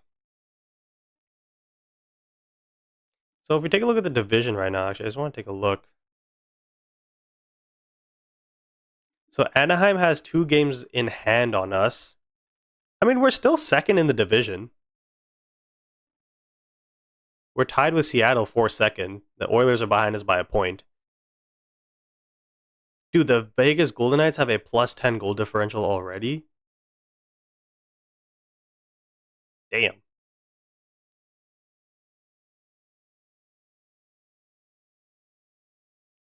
But I mean, we have Nashville next. They're bottom of their division. Montreal's second. Then we have a huge game against Edmonton. Where are the Rangers at? The Rangers are sixth. They're not off to the best start either. They just can't score though. That's the problem with the Rangers. Defensively and goaltending, I mean, I think goals against 15. Only Washington has less goals for. Sorry, less goals against in their division. So a bit of a weird one there with the Rangers. I mean, the Stars, they're 3-2. They still have a couple of games to catch up, but maybe they are going to be a wild card team. Chicago's off to a good start. This is a weird start to the season. It's like, for whatever reason, it feels like all the bad teams are doing bad, and then both the mid teams and the good teams are all doing good. Like it's competitive between pretty much everybody. Is it just me, or am I bugging with saying that, or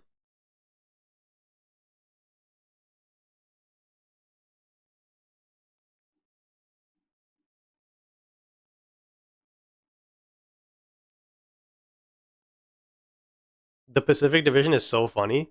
Literally, Vegas is the only team with a positive goal differential. Everybody else is in the negatives. Canucks is a -1, Kraken -4, Oilers -2, Ducks -4, Kings -7, San Jose -13, Calgary -15. In the Metro, everybody's a positive except for the Islanders -2 and the Jackets -1.